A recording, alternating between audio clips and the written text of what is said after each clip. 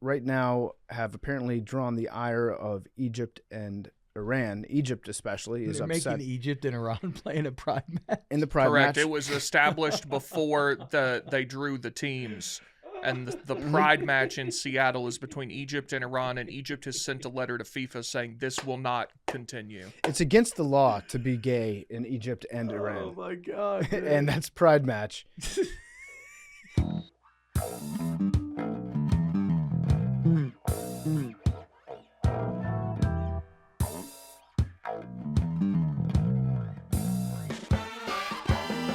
Welcome back to Macrodosing. It is Thursday. It's December 11th. Today's episode is brought to you by Game Time. We are a few days into the 12 days of Game Time. That means that they're giving away prizes every day with a $5,000 grand prize at the end. If you still have not entered, go to 12daysofgametime.com. It's free. It only takes a few seconds. This season, Game Time is celebrating the moments that made people fans, and they've been enabling those moments for the past 12 years. What is the moment that made you a fan? Mad Dog, what was the first concert you went to? It was Ali and AJ, Throwback. and they were getting their opening act was a group of up-and-coming brothers named the Jonas Brothers. Wow. How about that? Before they were famous. Yes, they were opening for Ali and AJ. These are the types of moments that Game Time is celebrating. Those kinds of moments. Find the next Jonas Brothers. Go to a concert. Go to a game. Maybe find the next superstar quarterback for your team. Go to 12daysofgametime.com. Check for a chance to experience one of those moments. Big T, what are we buying on Game Time this week? What are we looking at? It's funny you should ask, Eric, because as we were just sitting here about to do the ad, perusing the Game Time app, I found out that Elf the Musical is in town, and I'm buying tickets as we speak for $36 to go on Friday night. I love that. I did not know that Elf had a musical. Me neither, but I'm going. Do you think Smiling Is My Favorite will be a song? Let's look up the songs. That sounds like it was made for a song right there. Smiling's My Favorite. Never Fall in Love with an Elf, The Story of Buddy the Elf, A Christmas Song, There Is a Santa Claus, Sparkle Jolly Twinkle Jingly, World's Greatest Dad, Christmas Town, I'll Believe in You, so on and so forth. Well, that sounds like a great time. That sounds very festive. Yeah. Get in the spirit of the holidays. Because, see, Game Time, they tell you about all the football games and stuff. You can get anything. Anything on there. You got concerts, plays, shows, games. If there's a ticket, you can get it. That's a fact. That's free. Mm-hmm. That's free. Get your ticket. It's actually not that free because they're paying for the advertising, but that's a bonus. That is a bonus for you. Shout out Game Time. 12daysofgametime.com. Still time to enter. Check it out. All right, we're back. It's Macrodosing. It is Thursday, December 11th. We're going to have T-Bob joining us in just a little bit. We're going to talk about some of the predictive markets out there, the prediction markets that have been everywhere, I guess, for the last couple of years now, but really gaining steam right now in the United States. And I was looking at them the other day because I was checking out who they thought the next coach of the New York Football Giants would be. And I was amazed by what I saw. There's a strong favorite. There was a strong favorite. Antonio Brown was the favorite the other day. Oh, yeah, you were talking about this. But have you seen the new? Yeah, Shula, right? No. Oh, who is it? Marcus Freeman. I knew that him and Shula have been going back and forth. Shula's now on top. Marcus Freeman's now on top. I think by a significant margin, yeah. Interesting. Yeah, just a couple days ago was Antonio Brown. That was number one. And I was like, what's going on here? Somebody's either wasting money. Somebody is probably seeding it just to get a screenshot so they can post about it. But yeah, AB, as he's standing trial for attempted murder, was the favorite for a brief period of time on, I believe that was on Polymarket. But yeah, we're going to talk about prediction markets in a little bit. We got some stuff to get to today, Big T. You want to start? We always do. Do you want to start with Bonnie Blue? Or you want to start? That's what a question. Yeah, we can. If somebody asks you that question, the answer should always be, "Yeah, I'll go first." Bonnie Blue, free Bonnie Blue. I don't know, man. Bad Bonnie. She is in. She's in some legal hot water right now, which is a better hot liquid than what she's usually covered in. But she is. She's been arrested in Bali. and she's facing up to 15 years in jail. Not a place it sounds like you'd want to get arrested. No, I would say probably strong no on that one.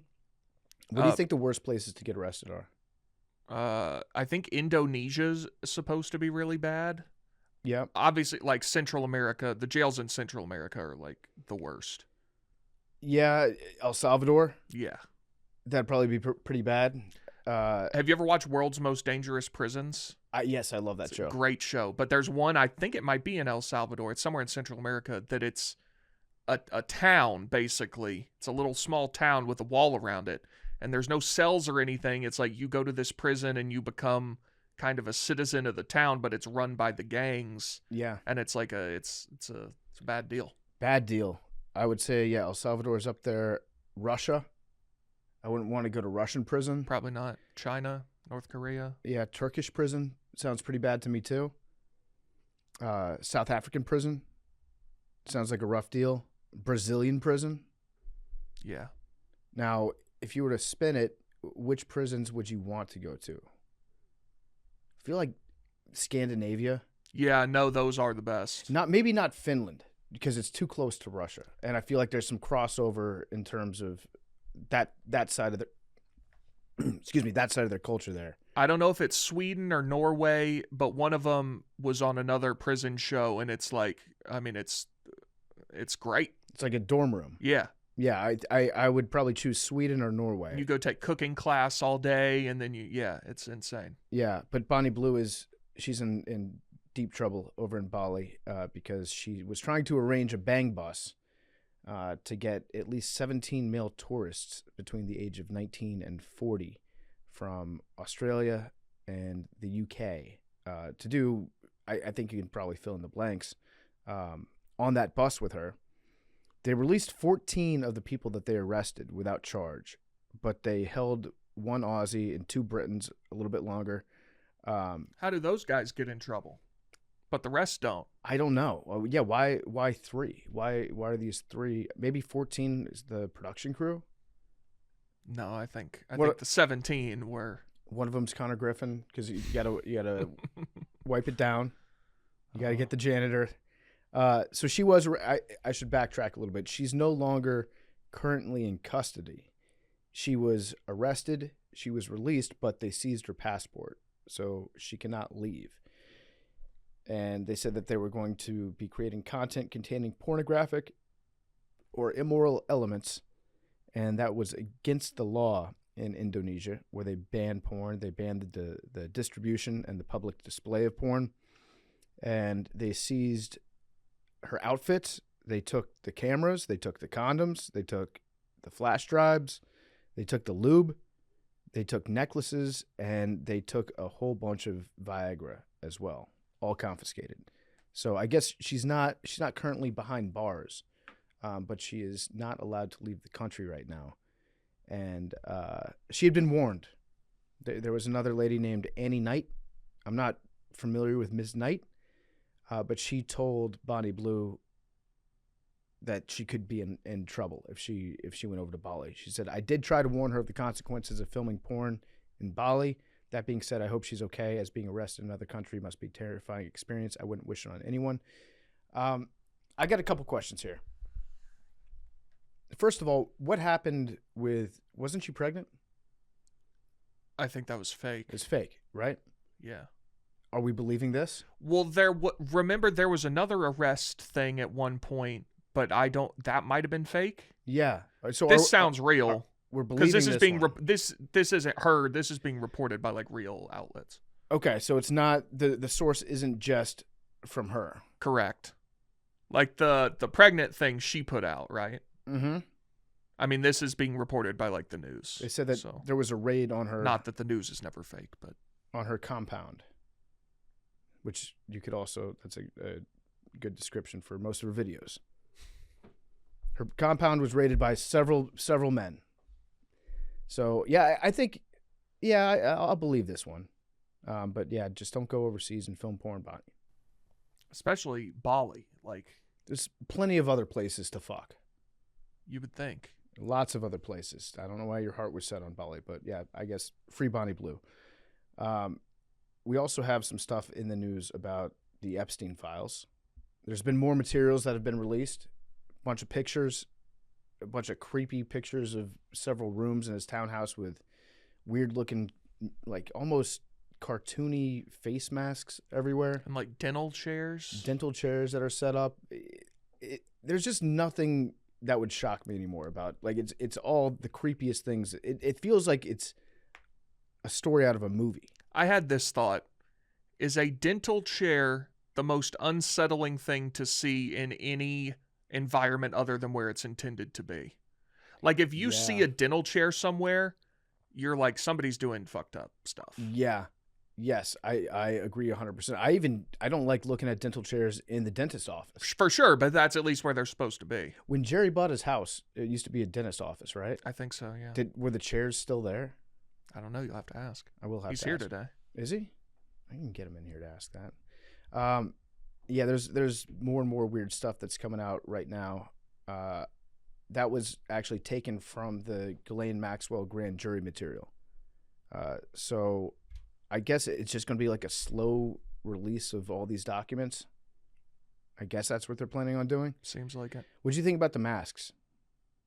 I mean, they're freaky. I don't know what to make of them. I was trying to figure out if they were based on any people. And my guess is they probably are, but they're probably just rich people that we don't know about. Those are the real rich. Those are the ones you have to watch out for. But they all looked, like generic old rich white man. That's what all the masks look like. And I could definitely see him, like, that's an honor. If you go to his house, you get a mask made out of your face, dip your face into the mold, and then they'll Probably not what you'd want at this point. Probably not. No, it's way worse than a fingerprint. Now you have a face print, a full face scan at Epstein's place. There's that. It's slowly coming out, so we'll find out more and more, and we'll keep you up to date on that. Do you want to talk about college sports, Big T? I always do. There is some breaking news that just came across my desk. Okay. First baseman Pete Alonso and the Baltimore Orioles are finalizing a 5-year, $155 million contract. Wow, good for the O's. Yeah. That's kind of a shock. And the Pirates offered somebody a contract. Schwarber. Yeah, Kyle Schwarber. That was their big big free agent signing. Remotely competitive. Yeah, they were in the running for Kyle Schwarber. Yeah. Schwarber should have just said, fuck it. I bet it was one less year. I bet if Schwarber said, you know what, I'll take your deal, the Pirates would be like, we didn't actually mean that. Yeah, I didn't think that this was going to happen. Psych. This is actually best case scenario for them is people are like, wow, good for the Pirates. They offered a player. It's huge. This is their big free agent signing this offseason, is being in the running for Kyle Schwarber. But yeah, good for the Orioles. I didn't think that was going to be a team that he would end up going to. We do have a little bit of college sports news in terms of funding for college sports. So this is from Ross Dellinger. He says, in a groundbreaking endeavor, the University of Utah Athletics is entering into what could be a $500 million plus equity partnership with Otro Capital, featuring the creation and shared ownership of a for-profit entity to operate athletics, sources tell Yahoo Sports. So we have private equity coming in and now funding individual teams. I know there's been a lot of talk of private equity groups funding conferences and investing in conferences, which has been met with a lot of pushback from the fans to the point the Big Ten kind of put that on hold, right? I think so, yeah. Yeah, so now they're trying to invest in individual schools. What do you think's going on, Big T? It's going to be a disaster. Now, I'm not saying this is a positive or a negative. It's a positive for fans, not the private equity, what I'm about to say. The collegiate sports economic model is not efficient. It works works to whatever extent. It operates based on emotion. There are people who give a ton of money to these schools who don't really get like a financial return on that money. The return is you get great seats, you get to go to swanky dinners at the coach's house, and you get to like be part of this cool club, basically. Yeah. And you, if all goes well, you get to field a great team and hopefully win championships, and you get to be like, I helped build that. Right. Private equity is going to come in and look at this and say, this is a remarkably inefficient endeavor that we've uncovered here. Yep. We're going to cut all the fat here and find new ways to make money, which you will be able to do, Yep. but it will come at the cost of everyone hating you. Yeah, they will do a better job at making more money, and that's probably it. That's probably all you're going to get. This is going to suck for fans. It's going to suck for... But I saw the like boosters at Utah. They were like, hey, if you want to buy into this new company, you can basically buy shares of it. And if I had given, $4 million to the University of Utah over the course of the last 20 years or whatever, I'd be like, where'd my $4 million go? That doesn't give me anything? Right. Yeah. So essentially you've been able to buy access, but it's been open to pretty much anybody. Yeah. And if you form like a personal relationship with the administration and you give a lot of money, then you get all the perks. Now you have to go to a company that has a board.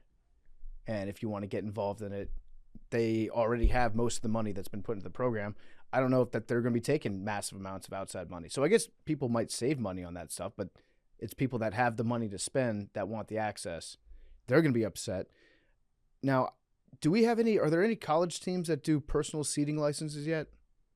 Not that I'm aware of. Buddy, get ready. Oh, hey, you know what Tennessee's doing next year that people flipped out about? They announced this probably 6 months ago.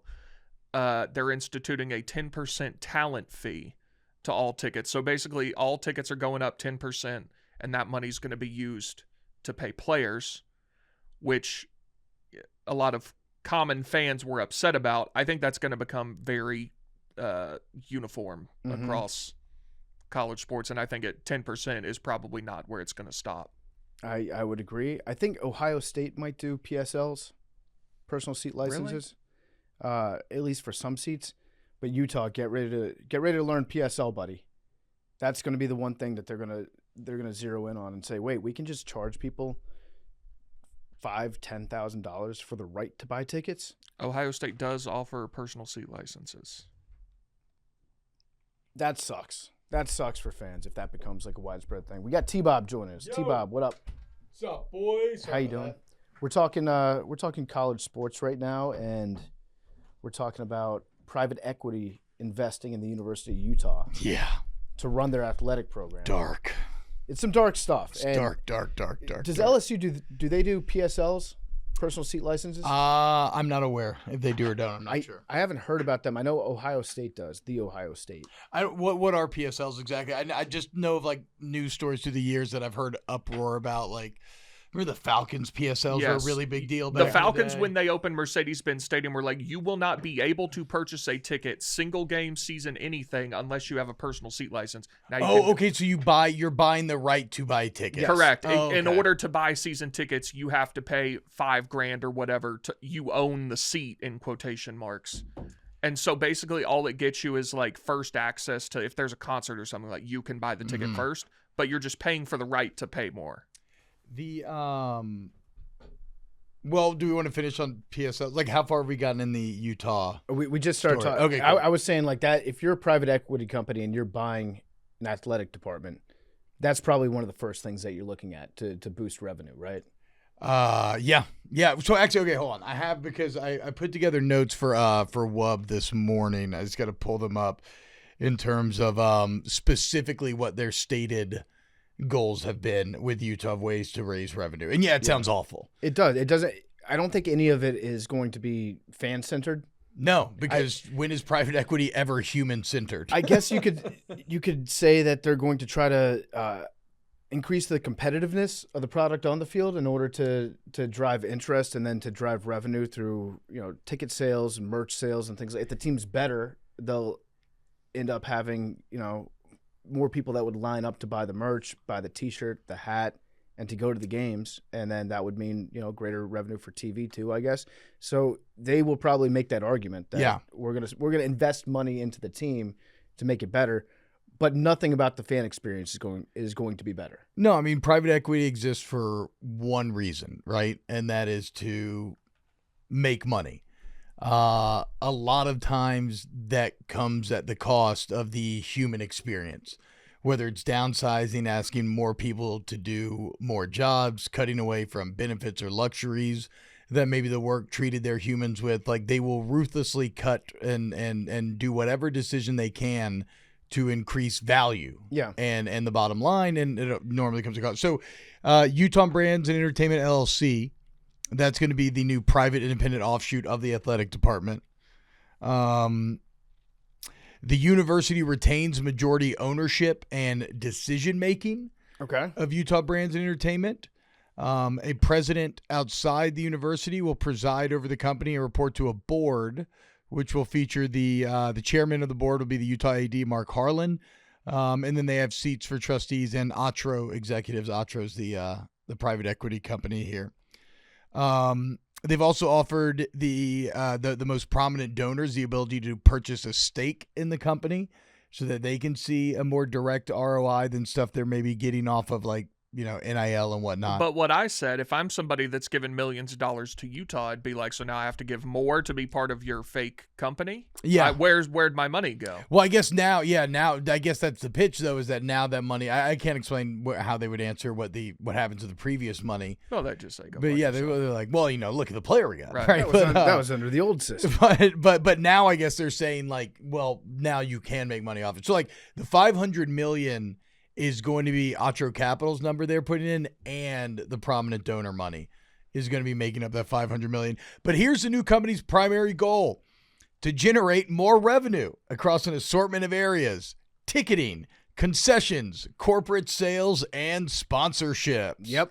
Hell yeah. Yeah. So if you all the haven't- stuff fans crave. Yeah, exactly. Who was it that Higher just- price tickets, better, more expensive concessions, and more jersey patches. What school just signed a deal for a jersey patch? LSU. Well, everybody is. I mean, LSU's definitely got one now. I can't remember who Was it it was. BYU or it's a blue team in the West? I'm fairly confident. Cal. But everybody's going to have UCLA. them. Yeah, Yeah, and Nevada. Which is, and listen, I can deal. I've gotten used to the yellow bag of Quick-Crete on the Braves uniforms, like whatever. The college football, I just can't. I can't do it. Those are sacred. Well, in every step, I mean, it's coming, right? But like every step is, again, private equity, like corporations and whatnot, like their entire existence is to increase value year after year. The number has to keep going up. So nothing ever stops, right? It's a step, and then you have to take a step further. And then you have to take a step further. And like PFT says, I guess in the utopian version of this, the team gets better, and so the fans are happy to pay more, or it generates more revenue just because the team is better. But in practice, it probably just leads to a worse squeezing of the fans and the fan experience at a time when, guess what? Economically, everything fucking sucks dick right now anyway. Like, everything's so fucking expensive. You can't afford shit. Mm-hmm. You can't do anything without it being $100. Like, a sandwich is fucking $20. Yeah, it doesn't sound good at all. And if you're Utah, you are a state-run college. Yeah. You're owned, funded by the state, and then the state is then selling their athletic department to a private equity company for their own profit, for their own funding. Yeah, so that what- Outro can make money, and so that the massive multimillionaire and billionaire donors can make money as well. So does that money go at all back to the money that they made selling the share of the athletic department? Was it 100% or what was the number that Outro bought? Do you know? I don't know. I think so. Again, I don't know the percentages of who owns what, but in that new private independent offshoot, the Utah Brands Entertainment, all I read from Ross Dellinger's piece was that the university retains majority ownership. So it could be like 51-49. I don't know. Okay. They retain majority ownership and decision making. But again, even that feels a bit naive, because what happens when the Outro executives on the board start saying, well, I don't know if I agree with that decision. Mm-hmm. I would maybe do this. I would think about doing this. This is going to expedite what I've thought was going to happen for a while academically. I think it's, at this point, pretty stupid that we're still pretending these guys like need to go to class. Tulane players have exams this week. Yeah, it's so stupid. I've said forever, just once they become employees, which is inevitable, divorce the athletic department completely from the university and say, listen, these guys play for the University of Tennessee. They put on the uniform, but they don't like go to school here. They're the football team. Like that's what it is. Mm-hmm. And I think the economics of it now will make that even more likely, I guess, that happens in the next. I'd be stunned if in 20 years, like the athletic departments exist as parts of the university. You know what we're going to lose with private equity? And there are some schools in this article, it lists a few that have created a private revenue generating entity that is outside the athletic department. Yeah. Kentucky did it, Michigan State, Clemson, they all did it. None of those schools had a private equity firm come in and take control of it. We're going to lose what happened just down the road in Provo, where a coach is about to leave because another school is paying them a lot of money, and then the CEO of a cookie company is like, not on my fucking watch, and then steps in and just gives a bunch of money at the last. We're going to lose the magic. And that's why college sports are awesome. Like, every school is funded by some billionaire who started, like, Auburn football is run by Yellowwood. Tennessee is run by the Pilot gas station. Like, that's fun. And it's not Arkansas is run by a chicken company. Correct. Yeah. And Walmart. And those exist because those guys are fans and they understand, like, I'm not really going to see a financial return on this money, but I get an emotional investment from it. And now that's going to be stripped away. It's like philanthropy. You know what this is? Kind of. You know what this is? You know how the lottery is a tax on poor people? This is getting rid of a tax on rich people. Yeah. Because you've got these billionaires and these 100 millionaires. This is a regressive tax. It is in these college cities, and all of a sudden, you don't have to go to Todd Graves at Raising Cane's if you want to sign the next young quarterback, the next 5-star. You get a private equity company that's making that choice for you. It should be noted that Utah does have it written in. They have an exit strategy in 5 to 7 years if they should choose to do so, and that they retain the right to purchase Atro's ownership stake at any time. So maybe presenting like a hostile takeover, but again, Atro's, that's the thing, like, and I know that smarter business people could explain it in ways that certainly feel more palatable. But private equity is not giving you money for free. Right. This money has to be paid back, with interest, and in the terms of who benefits, it's going to be a select and already very wealthy few. I said before you got in here, college sports are a remarkably inefficient business endeavor. Like they did this because they're like, well, we can find plenty of ways to make money that they're not doing. It's going to come at the cost of the fan experience and everything you've ever known about how going to a Utah game is, and like in everything, but they're gonna find ways to make money. Yeah. Yep. Yeah. No, and it's just fucking dark. It's all late stage capitalism run amok. And the argument that maybe they'll make the team better, the product better, to generate more revenue, I'd say it's probably more likely that won't happen when you look at how, like Big T was saying, the economics of college football. Why would you spend $5 million on a quarterback? Why would a company whose only mission is to make money on investments spend $5 million on a quarterback that might leave within a year or 2 years? That's when is he going to have a $7 million impact, or could you pay a quarterback $1 million and the impact be essentially the same? Right, on a crapshoot quarterback. Yeah. Like you it's not a sure thing. I think maybe part of the calculus is they're betting on there being a collective bargaining agreement at some point soon, which if there isn't, like, the whole sport's going to collapse on itself. Like, there has to be. Yeah, we can't be relying on federal, like, did y'all talk to the House Representative yet? Not yet, no. Okay, because I was going to say, it's so absurd that we're trying to rely on federal Congress to create rules for college football. Yeah.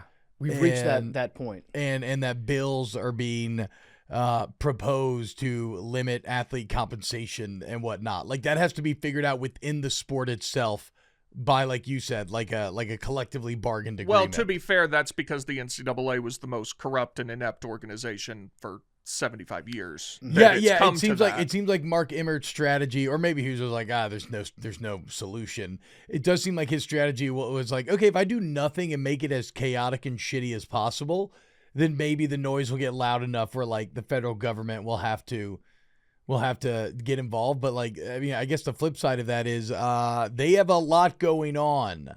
Yeah. Like the country's, again, I think a boots on the ground average person experience is pretty shitty, and that's coming from someone who has who has it better than 99.9% of people, and it even still feels very frustrating.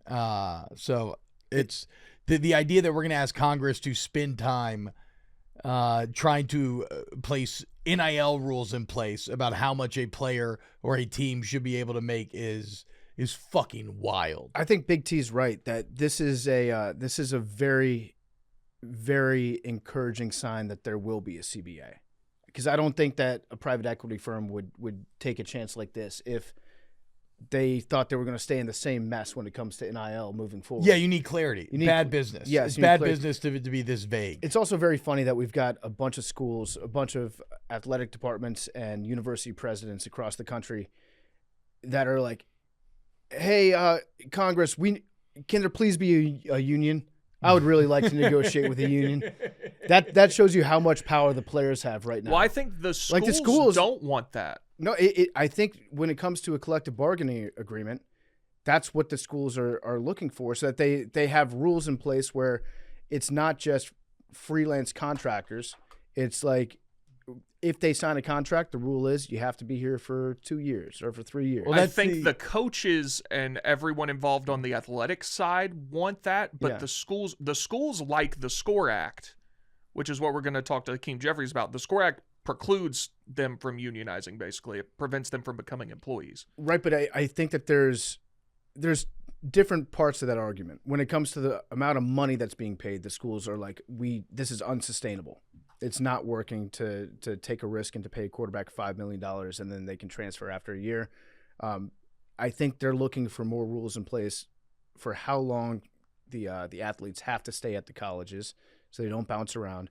And I think that in a perfect world, well, I don't want to say perfect world, but if it was up to the schools in this case, they want to collude against the players. The schools would like to put in rules saying, okay, we all agree that the limit that we're going to spend on quarterbacks is X. Yeah. The limit we're going to spend on wide receivers is X, but that's against the law. You can't do that to the people that are going to end up being your labor. So that's off the table. And now they're asking Congress, hey, can you please put in, can you make there be a collective bargaining agreement so that we can put a stop to the players having us over a barrel? Well, this is the great irony of sports in general, is that these massive organizations are owned by uber rich capitalists who then create a socialist system in which to exist. Yeah. Like it's something that Steve Ballmer's talked about. He's like, I'm used to being like fucking cutthroat with my competition. Yeah. And like trying to break their knees and eliminate them entirely. And now like I'm going to meetings with these other owners. We're doing revenue sharing and everything.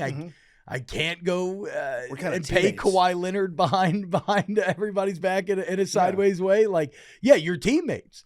Like the NFL is the biggest group of socialists in.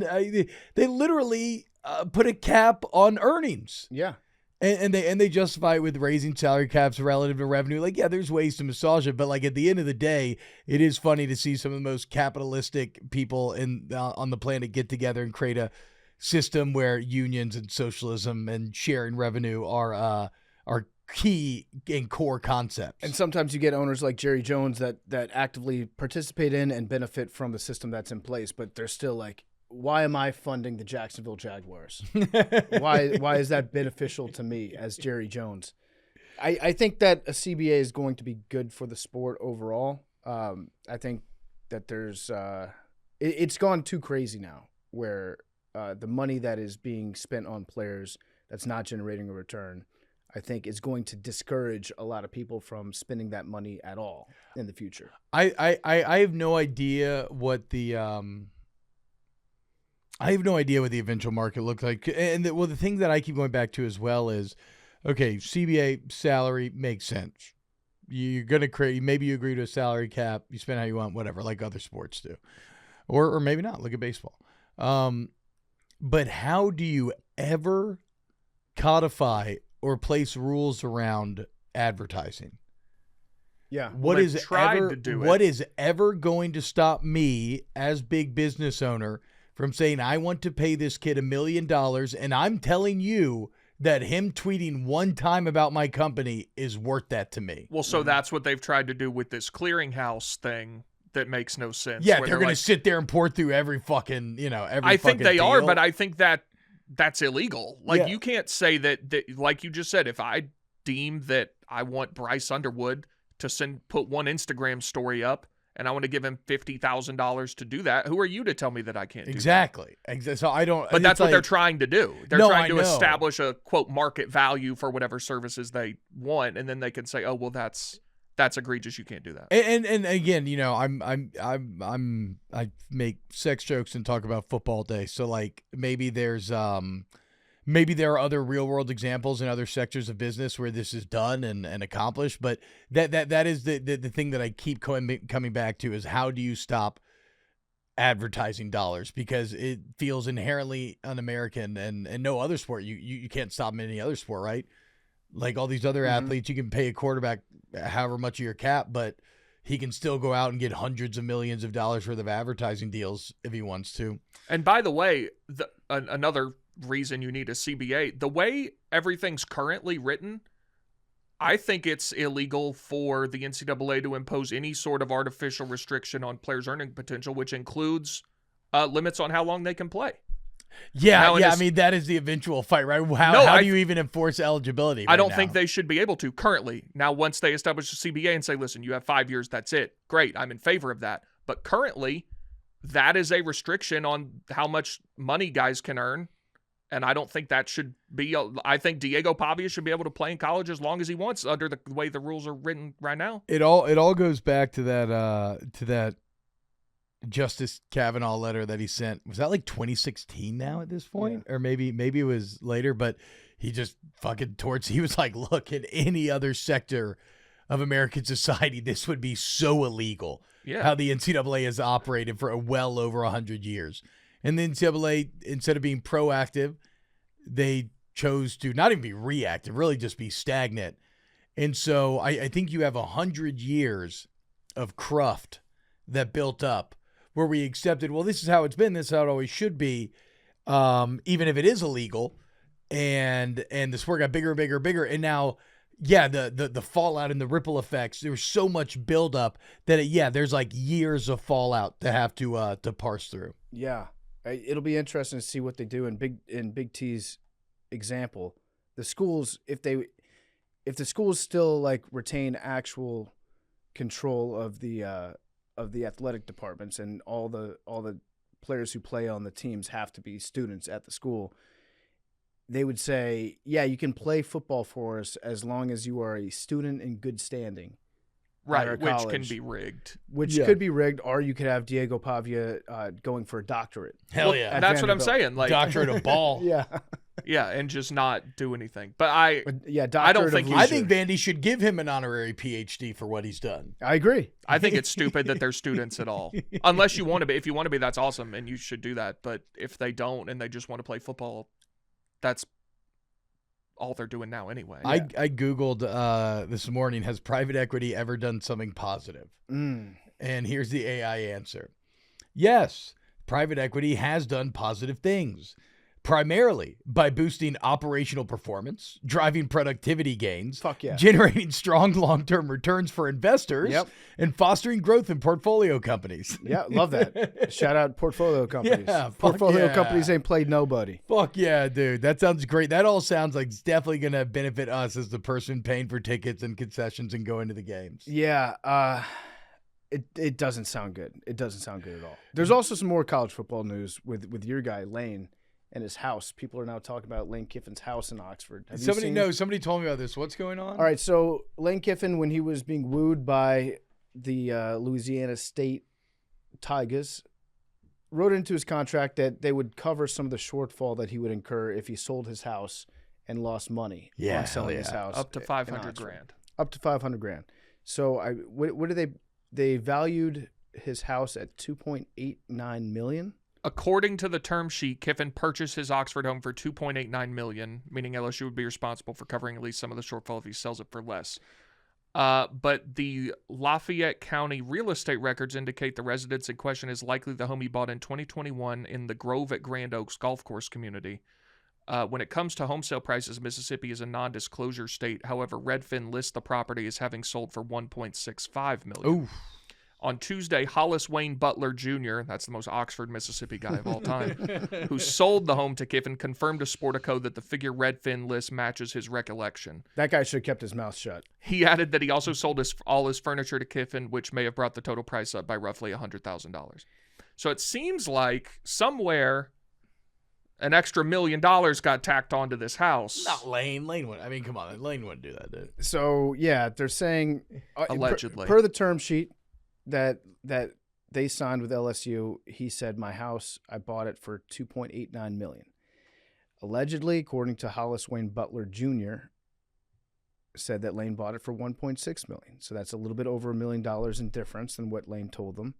I guess we can say about $1 million because of the price of the furniture. Also important to note, he got it covered up to 500 grand in losses from the 2.9.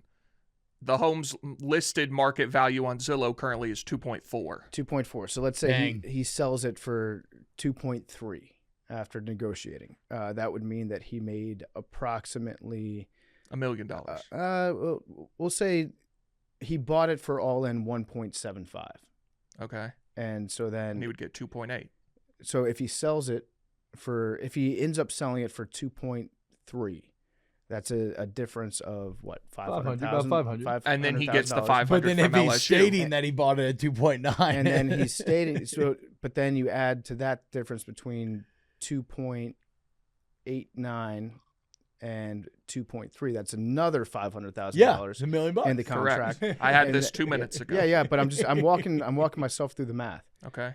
And then the price that he says that he sold for, we're looking at somewhere, about 1.5, 2 mil. The No, 1 million. Or 500,000 on one side. If he bought the house for 500 on the other one. 1.7 Yes. and he says he bought it for 2.9 and Yeah. it's listed it's valued at 2.4, he got it covered up to $500,000 in losses, which is coincidentally the difference between what it's valued at and what he claims he bought it for. Yeah. If he sells it at the market value of 2.4, he makes the 700 grand from the sale, or 600, whatever it was, plus the 500 grand he gets from LSU in the alleged losses, which equals $1 million. Now, obviously, if LSU could prove what he actually bought it for, then he would. But it seems like that Mississippi doesn't tell you that. Yeah. This also could be a situation where during the negotiation of the contract, they talked about all this. Well, look, Lane. yeah, dude. I mean, the governor led the charge on this. Again, how LSU suddenly has so much money is the governor has turned his entire political apparatus, hypothetically, allegedly, I should say, has allegedly turned much of his political machine into funding these endeavors. Because I think we talked about, like, the governor getting this involved in LSU football was a very risky thing, and that if he fucks up LSU football is probably the only possible way for him to lose his base because they believe in him so much. But it reminds me, so one thing like Julius Caesar was known for back in the day, and a lot of guys, but were these just massive political gambles where he would go all in. He had to win this election or he would be destitute. He'd be completely ruined, but he almost always pulled them off. This had that sort of feeling. Like it felt like the governor incurred a lot of needless risk in fucking with LSU football. But now that he's landed Lane, the common people are beside themselves with excitement. He's got over $25 million a year in roster commitments to fund the roster. And if Lane wins, people are already saying that the governor's guaranteed to get a second term. Yeah, I would agree with that. So it's a really crazy football-based Louisiana. And the best allegations that I heard, hypothetically, is that maybe the governors, because Louisiana, very poor demographically, but massive companies do business there, right? Oil, gas, chemical, all that. So maybe hypothetically these companies have some really big tax breaks in one form or another. It could be property tax, something like that. And maybe hypothetically you say, if you don't want to give $10 million to the program, like maybe I have to take a look at these breaks here. And maybe they save you a lot more than $10 million. Yeah. So I don't know. I mean, you do what you want to do. You do what you want to do. Football runs Louisiana. If LSU wins the national championship next year, is there anything Jeff Landry could do to not get reelected? No, zero. I mean, already he has more power than anybody's had since the Kingfish. It's a seat that has always been, as I understand, it's very layman's understanding of it. But it's because of the rule change that the Kingfish made, the governorship has always been nearly like dictatorial. Now, I think some of it got drawn back maybe post Huey P. Long, but like one thing that I always understood is that even Edwin Edwards, who's another very powerful Louisiana governor, that even he never had like the AG's office, but now Landry even has that. So that he literally has more power than anybody has had since the Kingfish has, and now he's used it to get Lane Kiffin. And you mentioned that promise. If Ole Miss wins a playoff game, LSU's paying the bonus. Yeah, which is why they're sending all their coaches back. Lane Lane some money. They gave Lane everything to get him to Baton Rouge. It's absolutely crazy stuff going on down there. Big T, we got some other stuff in the news. We talked a little bit about this on Tuesday's show about how FIFA in the World Cup scheduled the Pride match between two countries that are historically 70 years behind the times when it comes to gay rights? Probably more. Okay, so they right now have apparently drawn the ire of Egypt and Iran. Egypt especially is upset. Making Egypt and Iran play in a Pride match? In the Pride Correct. match. It was established before they drew the teams. And the Pride match in Seattle is between Egypt and Iran, and Egypt has sent a letter to FIFA saying this will not continue. It's against the law to be gay in Egypt and Iran. Oh, my God. And that's Pride match. They said that they're moving forward as planned with the Pride match, and Egypt is like, please don't make us play in the gay game. That would be bad. You can get the death penalty in Iran if you are homosexual. So, I mean, the funniest thing would be just if the local gay community just bought all the tickets for that game, and so everybody in the stands was gay, and nobody on the field was totally comfortable playing in that environment. Do you think FIFA's gonna let it go on? I don't know. There's no way. I don't know. Would they just cancel the Pride match? Now, you went to Qatar. I did. All I heard was everyone went to Qatar, like, be careful. Like, you got to, they're really strict about enforcing their own stuff. Like, you got to be on your P's and Q's. Yeah. But now they come over here and they get to dictate what we do? Well, this is not us. It's FIFA. No, I know, but... I know, I get what you're saying. But Egypt seems to think that... like, if I they own the United States as well. If I couldn't smoke weed in Qatar, then, like, you have to love gay people here. Yeah, like, fuck One you. guy said, sorry, Allah doesn't call the shots here. You're gay now. Welcome to America. Yeah, like, what about if, like, back in 2022, when I was over in Qatar, they did this thing where at the last second, they took the beer out of the stadiums and they told everyone that they would have alcoholic beer in the stadiums for the games. And then, like, a week before the matches, they were like, we're actually going to take all that beer and send it out of the country. So you can still drink beer. It's just going to be zero alcohol beer that we'll have in the stadiums. What if Ireland had been like, fuck you? Yeah, we're out. Right. Yeah. We demand beer. We demand beer at our games. And then in a classic, rich people rule the world, didn't the Swedes get to keep the alcohol? The Swedes did have alcohol. And the suite that I ended up in by the seat of my pants during one of the games did not have alcohol because I think it was loosely connected to the Emir of Qatar. Okay. It was his suite, which did not feature alcohol. But there were like 5 different bars in the entire country that were allowed to sell beer. And I went to the same one like every single day that I was there. So there were ways that you could get around it legally, but for the most part, it was pretty dry. Now, also, there was a lot of talk of don't wear this, don't wear that over there. And for the most part, I didn't see many women at all wearing shorts or short dresses that went above the knee. I think for the most part, everybody was wearing like, full pants. Yeah. So we need like full Pride Festival, like dungeon Nude. gear. Nude. Yeah, like ball gags. Like, yeah, Yeah. they have to adopt our dress code. Our customs over there. Yeah, FIFA is just ridiculous. I'm gonna be in that crowd with a Speedo and nipple tassels on, an American flag headband, an American flag bandana, or excuse me, a rainbow flag bandana, enforcing my culture on these assholes. I love it. Go FIFA. What else we got in the news today? Have you all seen? Okay, so I'm a big. You ever watch CoffeeZilla or his other channel Voidzilla? I have, yeah. Okay, so have you seen? He just came out with a video, and I don't know enough to be talking about this publicly, but I don't know. Whatever. It's something that you should look into. Do your own research. Have you seen some of the talk around? Well, not the Nvidia bubble necessarily. There's a lot of debate over whether or not Nvidia is a bubble. Yeah. And the Big Short guy is now very involved in it, and he's written a lot extensively about it. Apparently, he's out the hedge fund game. He now runs a paywalled blog in which he writes about all these things.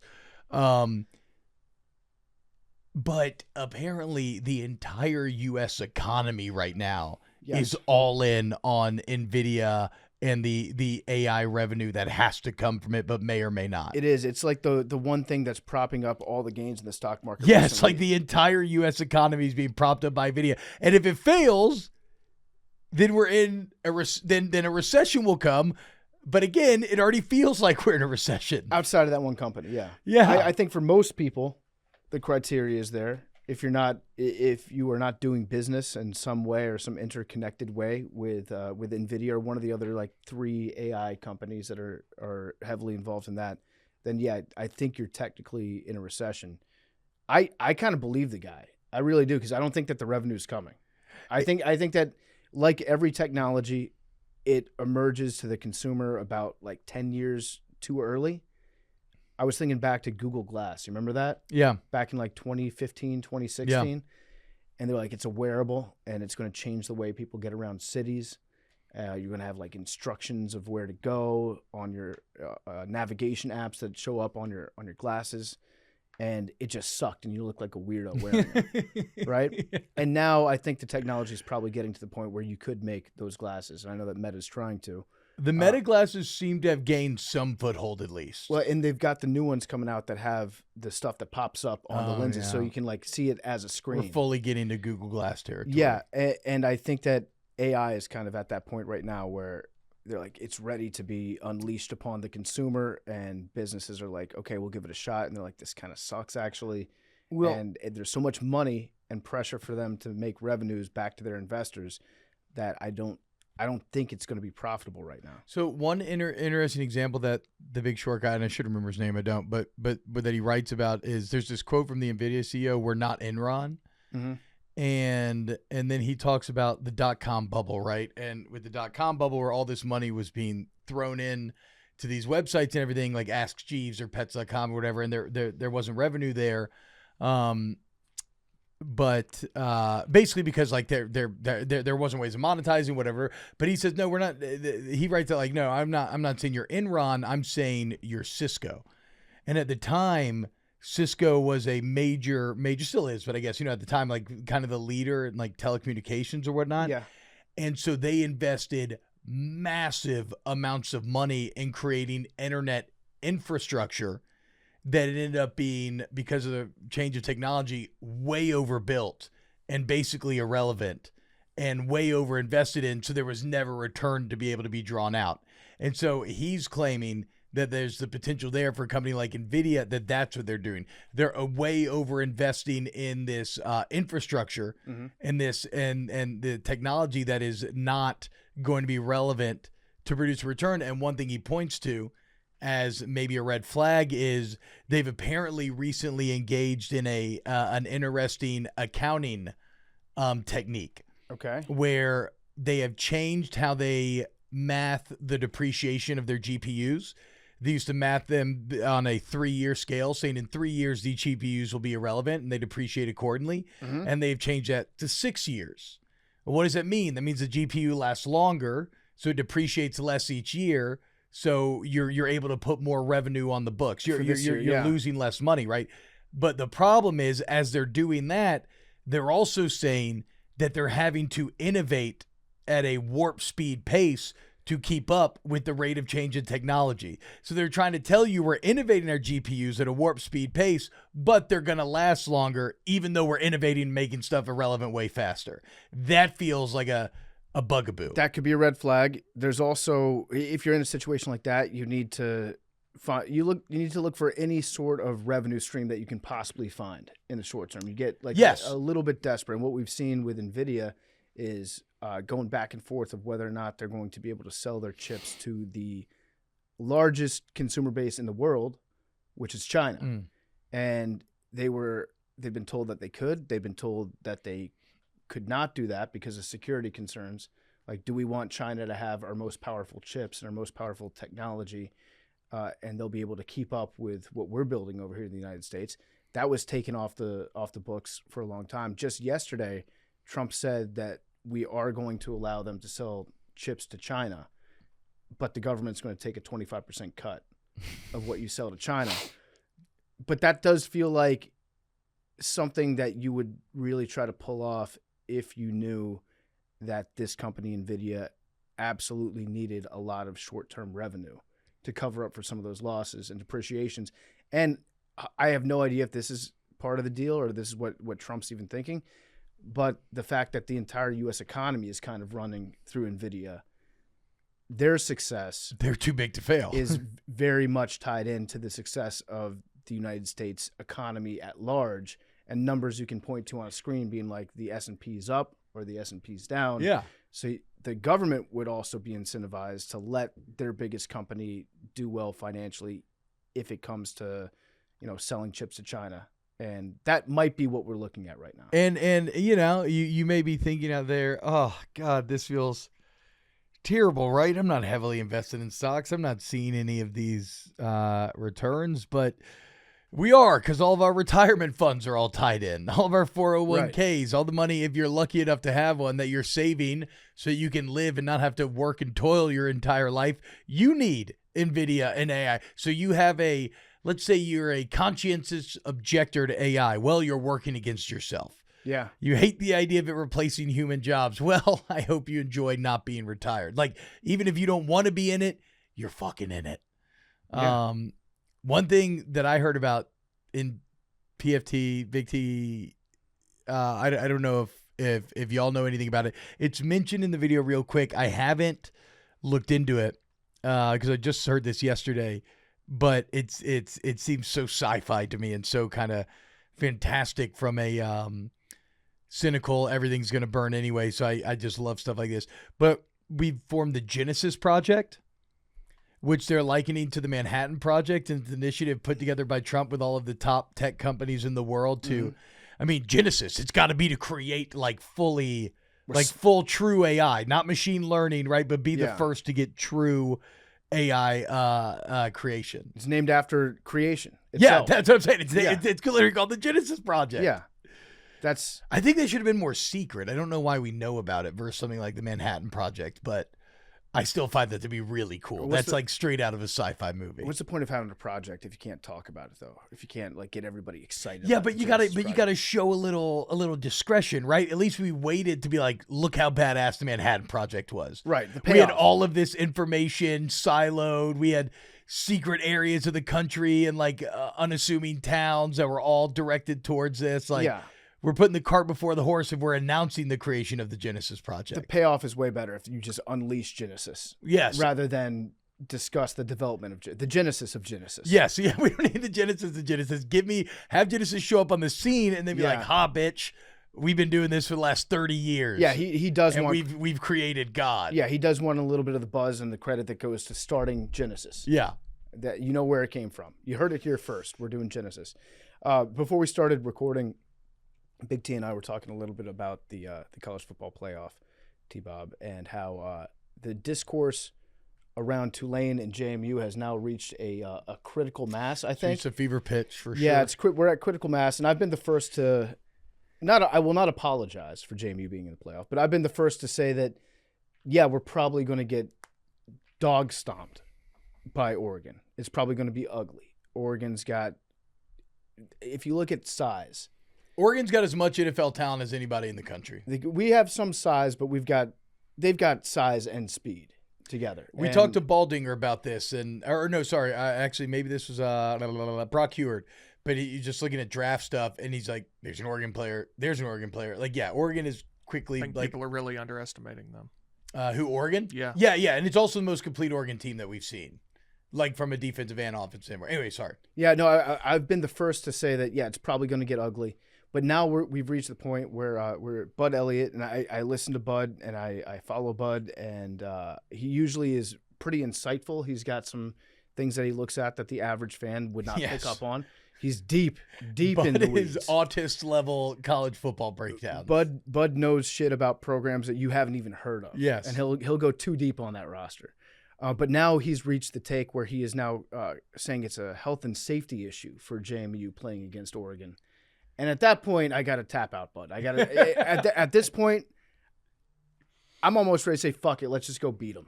I mean, so I actually, it's funny. I guess two thoughts. I've always thought that you could argue that having like FCS team play a major FBS power is a bit of a player safety issue because you're like throwing them out there against guys who are just clearly superior in some ways. But the other one is, I tweeted this yesterday, is that there's almost so much talk about what a waste these two spots are that I almost feel like one of them's going to beat him.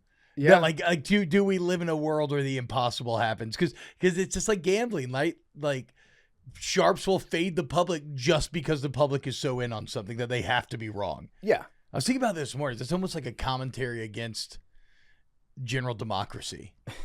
That gambling experts are like, oh, like the general public all believe this? Fuck, dude. It doesn't even matter. We're going the other way. The public is because more often than not, they're going to be fucking wrong because they're dumb. Yeah, I mean, as somebody that watches a lot of college football, I think that I still think that Oregon is a much better team than James Madison, and the spread reflects that. Is it still at 20.5? Yeah, 21 something, and they've been missing their best player for a month plus. Yeah, listen, the ball knower in me understands that, but when you hear so many people say that, like, these kids are going to get killed, I hope that they survive this game against Oregon. Listen, FCS teams, they play against FBS teams all the time. Well, and they typically make it through the game without anybody getting killed. Now, it's also implying that JMU and the rest of the Group of Five are equivalent to FCS teams, which is not true. No, it's not true. And plenty of Group of Five teams end up beating Power 5, Power 4 conferences during the regular season. It happens several times every year. Tulane beat Duke. Tulane beat ACC champs. Northwestern, right? Now, they were both home games, which is awesome for Tulane that they're able to schedule these teams to come down to New Orleans and play against them there. Shout out Yeoman. That's not going to happen in Harrisonburg. Teams will not go to Harrisonburg.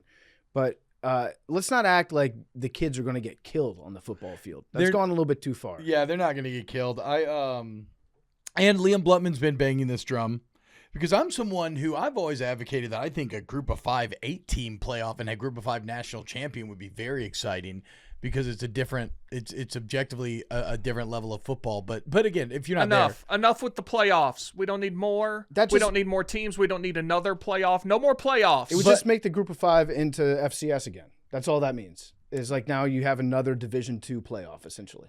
Yeah, but it's still a better level of football than FCS. It's still a more interesting level with more talent. But whatever, that doesn't matter. But like Liam's pointed this out that okay, y'all are mad about potential Group of 5 blowouts, but all the major conferences have still been getting blown out for the most part in these first round games. Well, it's not about blowouts. It's about, do these teams really deserve? And listen, Notre Dame has no leg to stand on. They lost the 2 games they played against really good teams. They didn't get in. I will be far from the person to bang for like 10-2, 9-3 teams to be getting into the playoff. We have too many as it is. However, I mean, Notre Dame would beat the shit out of both these teams. They're way better. I think Vandy's better than Notre Dame. Now, if you believe, I actually do think Vanderbilt, if you replaced Vandy's logo with any other SEC logo and that team got left out, there would be riots in the streets. But like, what was I saying about Notre Dame? I understand. I don't think they should have gotten in under the current format, but like we're handing out spots to. I think and deserving's interesting because like you could argue they are deserving because what Tulane did and stacking a couple Power 4 wins, winning the American, one of their losses coming to Ole Miss, like it was a tough conference. It's deserving within the context of their schedule. What JMU did, deserving within the context of their schedule. I just hate all the subjectivity. Like, I See, feel this like I disagree with. I feel like if we just had an objective system, You then want all the complaints NFL would fall you, by the wayside. By the way, the playoff being what it is has absolutely contributed to part of what we're seeing in like the private equity side and stuff like that. This is becoming a shittier version of the NFL. The reason college football's been awesome for 100 years is that it was a completely different thing. It had different traditions. It worked differently. It was a wholly different concept and entity. And now we're turning it into just a junior version of the NFL and stripping away much of what has made it unique and fun over the years, at which point, why would anyone care about college football? You don't care about minor league baseball because it's just shittier Major League Baseball. Sure, there are a couple people who like it and, love to go to minor league games, whatever, but it's not even on the same playing field. Yeah, but you don't have the emotional tie-in to a minor league team. Nobody's going to generally have you the do to a emotional college. tie into college football because we're stripping away all of that. No, but you're still going. But again, you're stripping away things that made it unique. But you're still going to the school, or you grew up with somebody who loves the school. I think you're going to look up in 20 years and it's going to be remarkably different. I mean, but the NFL fan bases are also I don't know. I here's my problem. It's just that we've already gone down this road of like if one of the unique things is like cheapening the regular season or something. We've already gone. I don't trust people's opinions. People say, like, I don't trust my own opinions. I say them and I think I know what is best, but I'm more than willing to admit that I don't know. It's just an opinion. To be fair, I think we saw this year they didn't go with their opinion. Their opinion was that Notre Dame was better than Miami, Yeah, which I agree with. And they honored the head-to-head, which yes. I agree with. But I also think that if Miami beats you, sorry, you're out. I agree. And I was glad to see that because that was a moment where objectivity superseded subjectivity. Agreed. But we don't need, I don't want to put words in your mouth. Are you advocating for like the top 6 teams in the SEC play like 1 versus 6, 2 versus 5? Yeah. See, and then then nobody gets an extra game. I think that's terrible. And then then you bring back value to the conference championships. 1 and 2 play in the SEC and the Big Ten. The winner gets a bye. But both teams are automatically You want the NFL playoffs. You have 6 and 3 play for a spot, 4 and 5 play for a spot, so nobody's off. TV wins, they create more revenue. Yeah, but T, I find it more satisfying personally to have it decided on the field instead of in the committee room. So then how many teams should make it? That's in a 16-team setup. It'd be 4-4-2-2, and then you have the 4 at large. And then 16's not going to be enough, and so on and so forth. No, it seems people say that with the slippery slope argument, and maybe it's true. I could be wrong here. I mean, we went from 4 to 12, and they tried to expand the 12 before ever playing it. Yeah, no, and I agree that it does seem like reading the room. There's a general. There's not much of an appetite for going beyond 16, but until maybe you I'm get wrong. to 16 and see, we made an extra $74 million this year. We would make an additional 80 if we pushed it to 24. I could be wrong there. So maybe if you go to 16, then next contract we're up to 24. Maybe you're right about that. I guess my problem with the subjectivity thing is it's like when people talk about, well, just hire the best person. How do you know who the fuck the best person is? NFL teams commit millions upon millions of dollars to evaluating quarterbacks and miss at a 50% rate, if not worse. Coaches, anything, hire the best person. Oh, well, put in the best teams. How the fuck do you know who the best teams are? You can't tell me especially not in a game where you play for 60 minutes and it's a singular fight. This is not baseball where you play 7 games and more often than not, the better team will win the series. This is a one-day affair, a 3-hour roller coaster in which anything can happen. So I don't want you telling me you know what's best. I want it fucking solved on the field. I don't even disagree with you that much, but I think like this year, how many teams that had a case to get in got left out? I would say it's 1.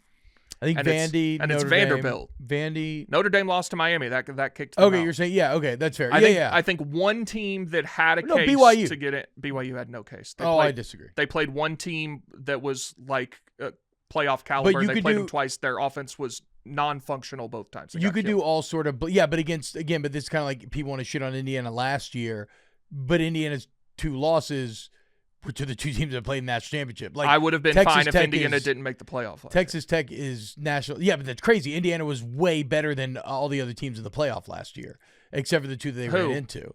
I think they would have beaten the. Well, we don't know. They played would 2 have beaten teams about with a half the pulse and field. got killed both times.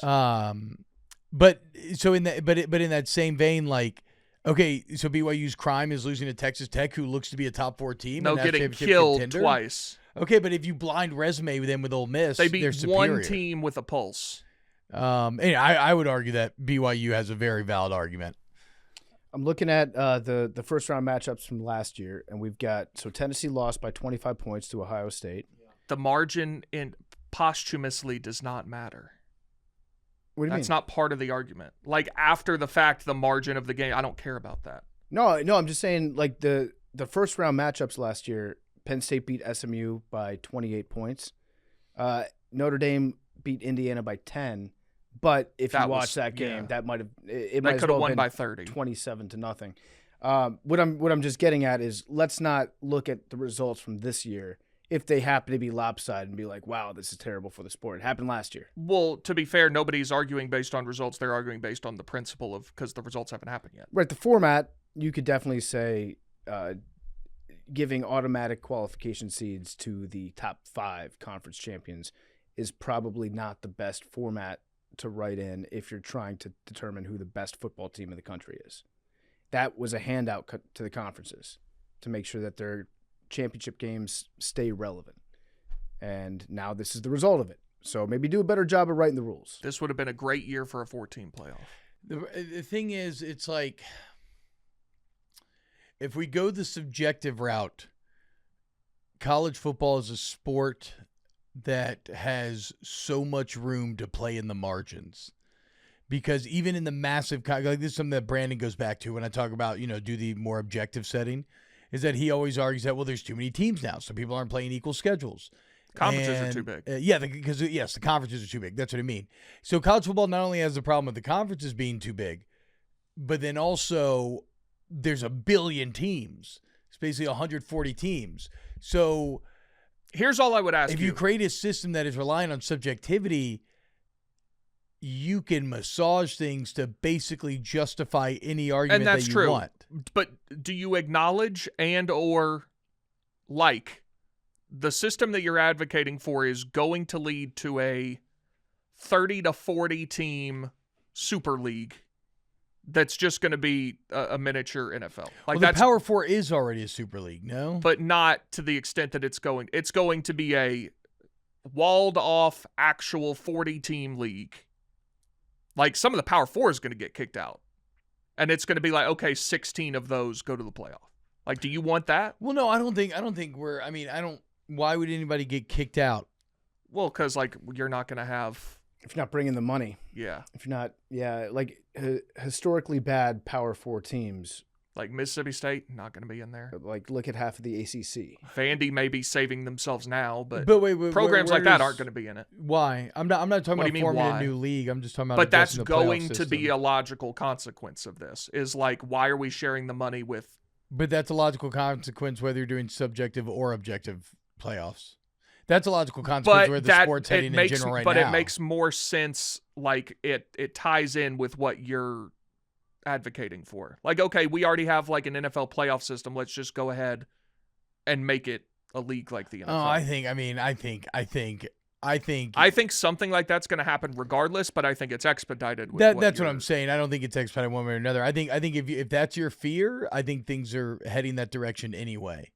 Regardless of the form of the playoff. No, I don't think that's going to happen though. I don't think that's going to happen. I think there will be. You just said you think it's heading that way anyway. I think that's what it looks like. But I think at the end of the day that the conferences have enough of a maybe vested interest isn't right.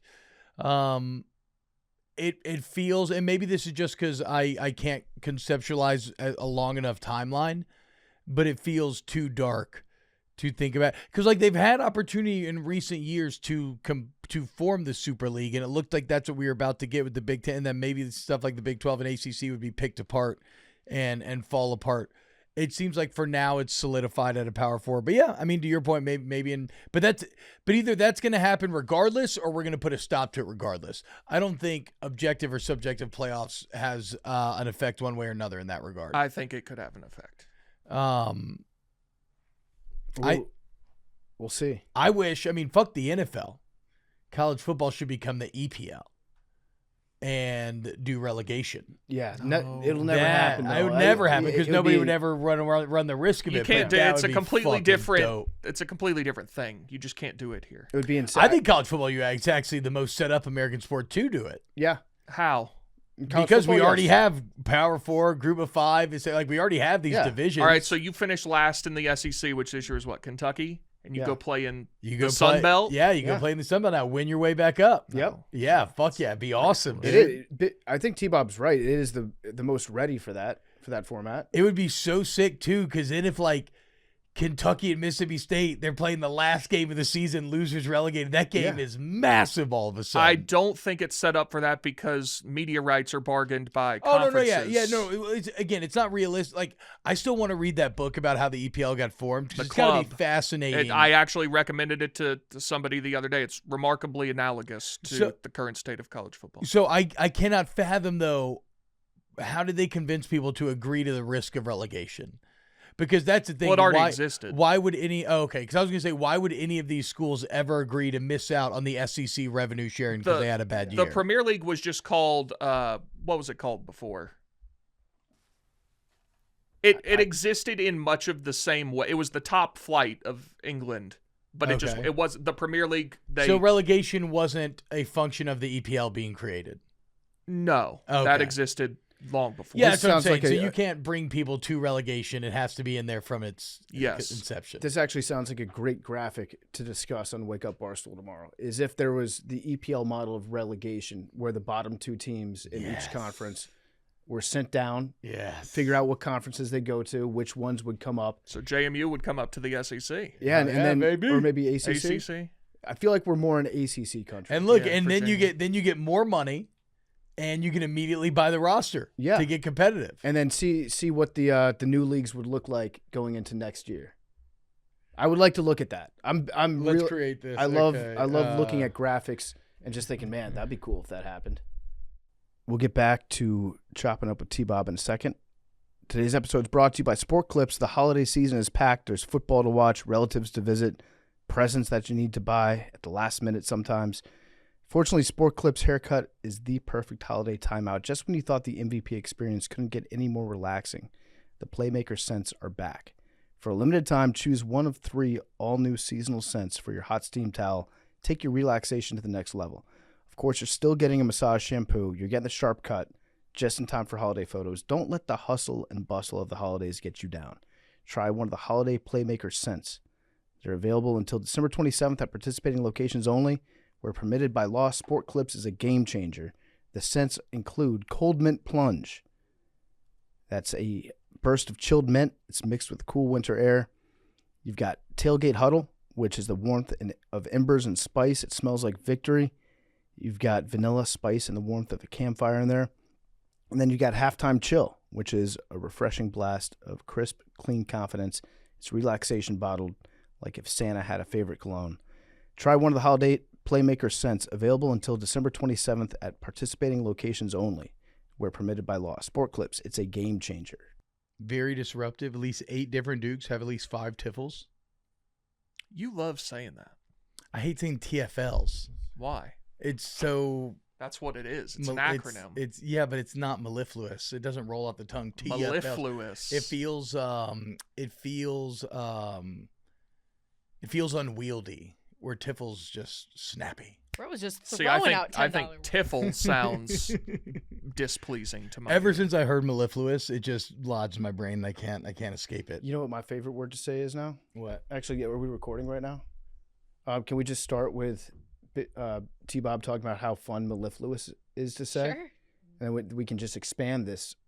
My favorite word to say now is the word disqualification, but in a Jamaican accent. Can I get an example? Yeah. Disqualification. That's you try. Give it a spin. Disqualification, man. That's like I like Shun. saying You got to do shun. Disqualification. disqualification. Yeah. See?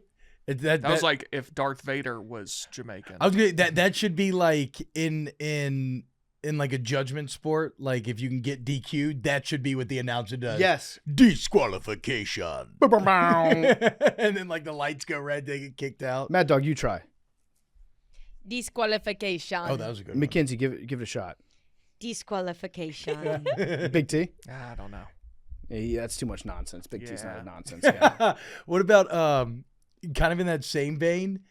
I like saying some words that I know I'm pronouncing maybe in the more UK style, but I just find it fun. Like I like saying aluminium Yeah. instead of aluminum. That one's objectively wrong. I know, a lot of them are objectively wrong, Well, but it's- I just like how Like it they have sounds. some that are just a difference of pronunciation. No, that one they add a syllable that's not in Aluminium. there. Well, No, they might spell it differently. They there. do spell it differently. It's correct. You know how they throw like a lot of E's onto stuff? Yeah, they put an I in aluminium. Well, that's dumb. Oh God, what was one? There's a word that I bounce back and forth on. I was just talking about it yesterday. I don't remember. It'll probably come to me. You have any words that you like to say, Big T? I'm sure I do. I don't. I like to say cacophony. Cacophony is good. That's an excellent word. Yes, agreed. Myriad. I like. Myriad's Myriad. great. Yeah. Exacerbate. I'm a big exacerbate guy. I like prerogative. Pause. Prerogative's good. A lot of people don't know that first R in there. I know. Can you spell prerogative? I've Is been it asking PR? everybody. It's PR. It's PRER. OGATIV. Yeah. Crazy word to spell. Mad Dog McKinsey, do you guys have a favorite word to say? I don't think so. Not off the top of my head. I think. Juxtaposition. Ooh, that's a good That's one. a good one. Most guys have one. I just like did y'all do SAT prep in high school? I did, yeah. So you know like the vocab portion? Mhm. We used to have these vocab tests every Tuesday. And it just made me I just love vocab.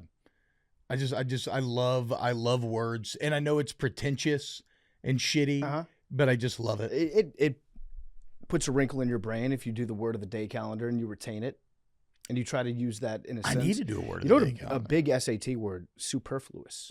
Love superfluous. That was I that do was like one of that them. one. That was one of them. That was always one. They asked you to determine the difference between, or explain the difference between accurate and precise. I remember that. Did you say the difference is superfluous? The difference between being accurate and being precise is being accurate means if you're like throwing darts, you're hitting the bullseye every single time. Yeah. If you're being precise, that could mean that all your darts are going to the same location, but not necessarily the most advantageous position I to actually throw. thought it was reversed. Did I screw that up? I think precise is what people think accurate means. Is it like I used to think that approximate was I could be wrong. exact, but approximate is not exact? No, it's certainly not. Yeah. Approximate is like I used that Close. word inversely for a long time. I also used dearth inversely for a long time. dearth. I There's a thought dearth That's a meant like fun you word. had many options. Yeah, dearth. There's a dearth. Okay, no, you were right. So Okay. there it's high accuracy, low precision. There it's high precision, low accuracy. Yep, okay. Which does make sense intuitively. Like that's what you think those words mean. But I just thought I remembered them being like when you actually get down to the definitions, that precise was more what people think they mean when they say accurate. Right. So on Monday Night Football, Jalen Hurts was precise but not accurate. Correct. He threw a lot of passes at the same location, which was The other team. the defense's hands, but not accurate. The to Mike Wazowski. To Sully. Well, they were both out there. Mike Wazowski who was, ended up winning the scare It, canisters? it was Sully. Sully played defense. Sully had 5 picks I don't know. or 4 picks. He had 4 picks. Yeah. Never been done One before. that I'm always it's always in my head, but I'm afraid to use because I don't know which definition it is, and it's the opposite. Is nadir. I think it's the valley. I think it's like the low point, but Is it pinnacle? but it might be the pinnacle. I think it might That's The be what I'm lowest saying. point The in the lowest point. fortunes See, of a but I person or always think it organization. sounds kind of like pinnacle, and so I'm never confident enough to use it. It's a prestigious sounding word, isn't it? Yeah. Yeah. That's a mislabeled word. It should have the opposite meaning. I like amalgamation. Ooh. I use that a lot around Thanksgiving because that's what I do to my Thanksgiving plate. You know what I do with my Thanksgiving plate? Also another fun word. I masticate. Yeah. I do a lot of mastication. Pause. Yeah. What's that mean? Everybody masticates. Yeah. Y'all masticate. I mean, I just ladies, masticated. Big T, y'all probably masticate multiple times a day. I took a quick mastication break about 10 minutes ago. yeah. Yeah. I too did. Is that eating? With my trail mix. Chewing. Nice. Yeah. Chewing is mastication. Oh. We were having this debate on Wub this morning. Not a lot of support, but I've been thinking about it a lot. What are your thoughts on raisins? Oh, I thought you were going to say And race. Mad Dog, if y'all have Race. any strong thoughts as well, My you're welcome. thoughts on race. No, raisins. My thoughts on raisins. I enjoy raisins. I can't remember the last time I went out and I bought a pack of raisins, but raisins were a big thing when I was a kid. You get Yep. the little red boxes. Oh, that love 'em. was your snack that you would have. I'm having raisins today. I eat raisins and grapes much less frequently as an adult. I think Mhm. part of the reason for that is as a dog owner, I They're don't bad want- for dogs. I don't want to Very take bad any for dogs. chances. Yeah. Like if your dog eats a grape or a raisin, it can die. Yeah. It's It's pretty bad. serious business. So I don't really eat. I enjoy them in a mix.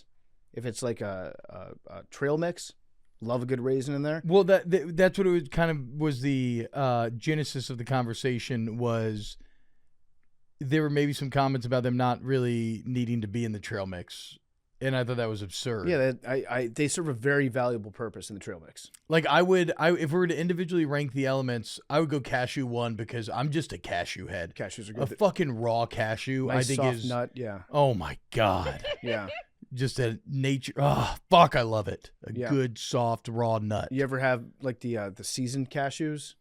Yeah, they're great too. The grocery store I used to go to, I think in Texas or maybe it was New York, but it had lemon pepper cashews. Oh man, I've never had those. They were so good. You can make your own. You just get lemon pepper seasoning and then you mix That's it up in true. a bag. I love cashew. Peanut to me, I almost enjoy the raisin more I than the was tell you, peanut. peanuts on the bottom of my rankings. And I like peanuts. Don't get me wrong. Like I'm a peanut guy. But in the trail mix, I think that the cashew is a more important item. I think that the raisin is a more important item. I'm probably going individual rankings on their own terms. I'm probably going cashew, almond, raisin, peanut, chocolate. I'm not a big sweet tooth guy necessarily, but then within the mix itself, the raisin to me is the glue. It's the alignment. It's the bass player. It is its texture change that it brings to the table is what holds the entire show together. I know what you're saying. I would say in a band that what are the different elements? We got the cashew, we got the raisin, the peanut, what am I missing? And the out? chocolate. And the chocolate. And the almond. And the almond. Okay. I would say that the peanut is more like the drummer. No, I'd say bass player. I think I would put peanut as bass. I would put the raisin as lead guitarist. See, I was going to go cashew as lead guitarist. No, I think I got chocolate as rhythm guitar player. Mm-hmm. And the raisin, to me, both those two items stand out as the sweet ones. Yep. And I think the raisin offers something extra, like a little bit of bite that the chocolate does not offer. And then I would say the cashew is probably maybe the lead singer. Yeah, that Peanut- makes sense. Peanut, I would say bass player. And But I feel like almond peanuts might be get a the lot drummer. of shine, and I feel like bass players always get the least amount of shine in the band. But you notice them when they're gone. yeah, no, absolutely. Big time. This might be controversial. When it comes to almonds, I love almonds. I don't like them in a mix. I will eat almonds as a snack. The seasoned almonds, the blue diamond ones that come in all the different flavors, love those. Absolutely love those. But when it's in a mix, that would be my first out. Actually, I would say I could eat trail mix without the almonds. I think you're right. I would rank them second in individual elements in terms of what I like to eat. Yeah. But yeah, they actually don't add much to the mix. They're kind of redundant. I would say they might get in the way of the mix a little bit because like we said, the peanut and the cashew, they're kind of soft nuts. Almonds a little The hard. almond's a little harder. You gotta crunch it. The almond is what gets stuck in your teeth the most, I think, in the trail mix. I would enjoy an almond-free trail mix. What would be your overall nut rankings? To me, it's cashew 1 with a bullet, I'm pistachio 2, and I'm almond 3. Yeah. That's my big 3. Yeah. Pistachio is so good. Even though there's something a bit obscene or gratuitous Mm-hmm. about pre-shucked pistachios. Yeah. I feel You wanna like work for it? I feel like I need to work for it a little bit. It feels a bit like There's a reason why you have to work hard. You're not Yes. supposed to eat a bunch of them at once. and like when I eat pistachios, I try to do the disciplined thing of like I shuck a lot and then try to hold them in my cheek to get a really satisfactory bite. Yeah. And when that work is taken out of it, it just feels like a bit much. It feels like in the Hunger Games, like how in the Capitol they're just like, glutton. It feels gluttonous Mm-hmm. to eat them pre-shucked. I agree. Make us work for it a little bit. All right. So a little peek behind the curtain here. We had a guest that has to postpone on us. And I will say that the reason for postponing seems legitimate. There's a big vote going on the House floor right now. Seems fair. And this individual is in charge of a lot of things on the House floor. And because it's an unexpected close vote, this individual has to be down there to oversee everything going on.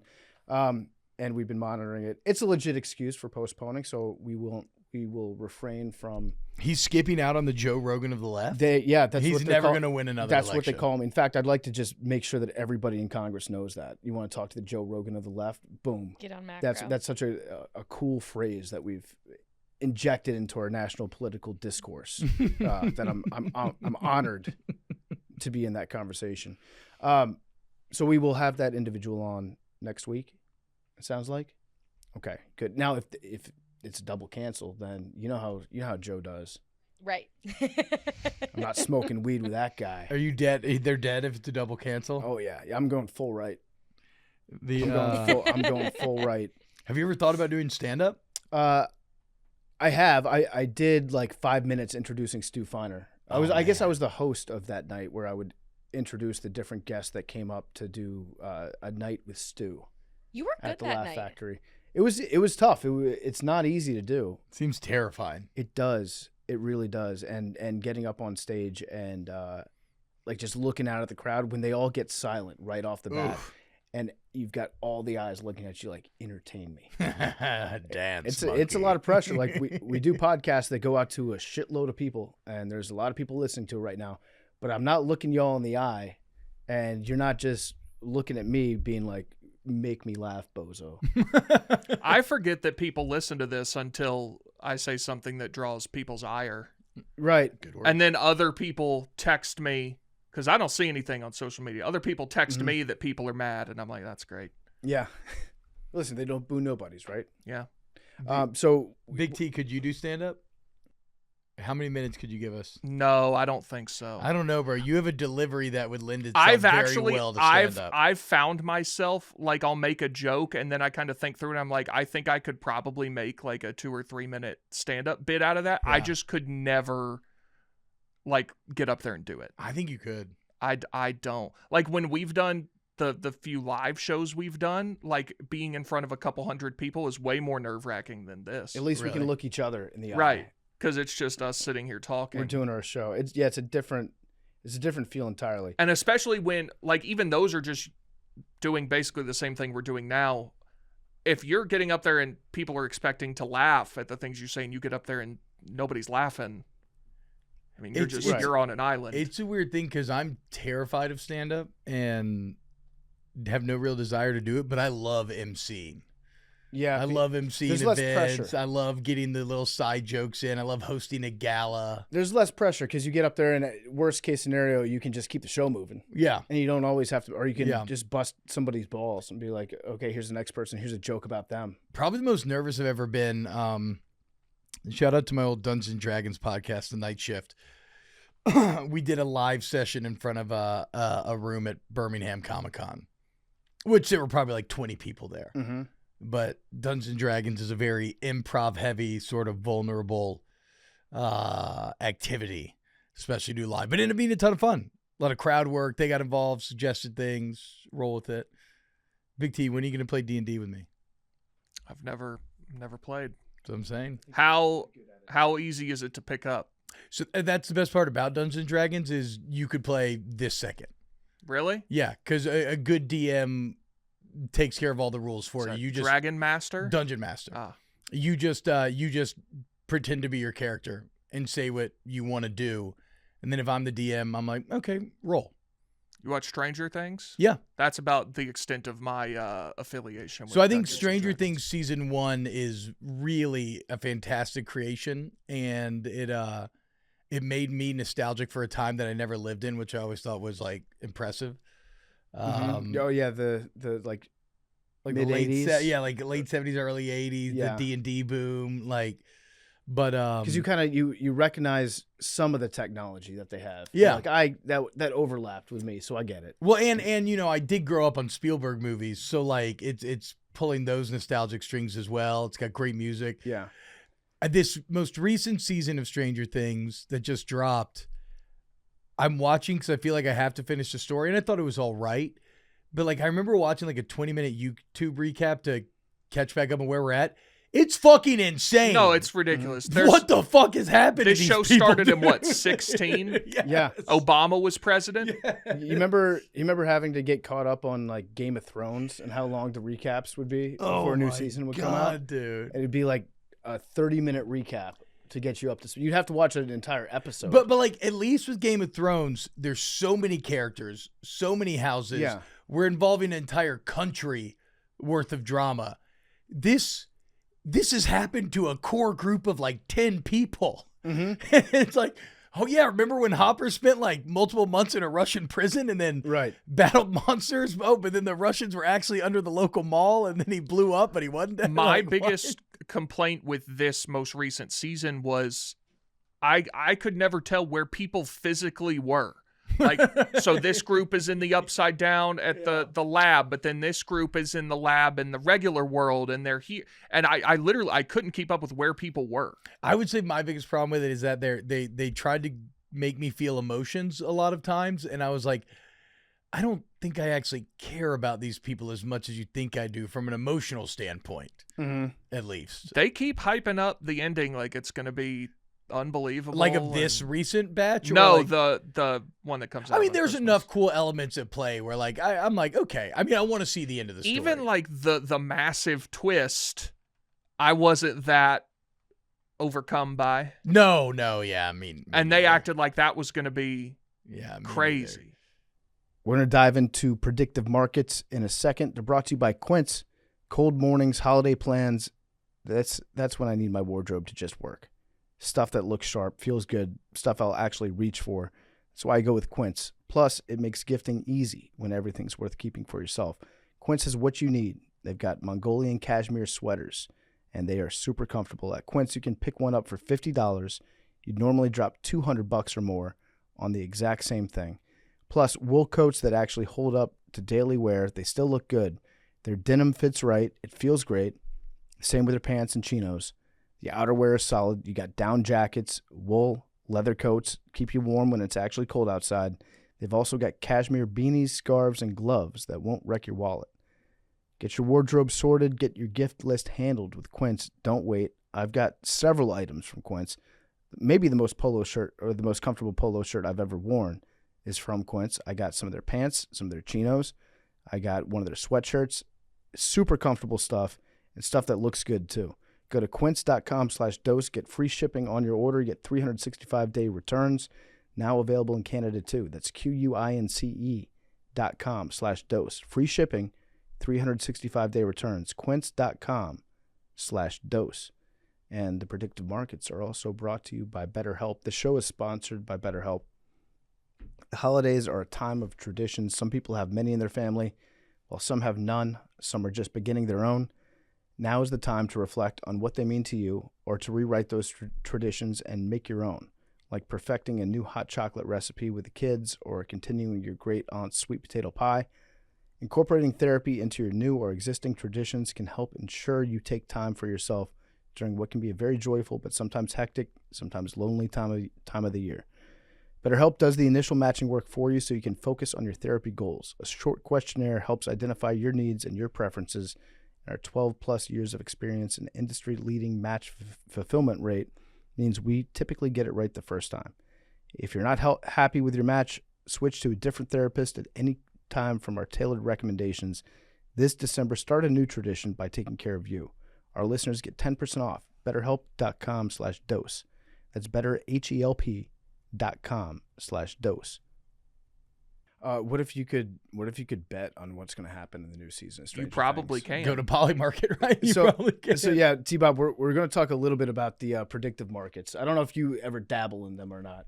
I have not dabbled myself in them. I'm not much of a gambler, Yeah. which this company, you know.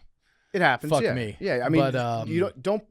The worst thing is like when people aren't gamblers and they pretend that they bet on sports because they're like, oh, I'm at Barstool, so I guess I got to talk about betting on stuff. I mean, if you're not, then I don't, because like, be yourself. Yeah, I gamble on college football because I like to, but I do like $10 bets. Like Right. I don't take big swings. I don't do anything crazy. I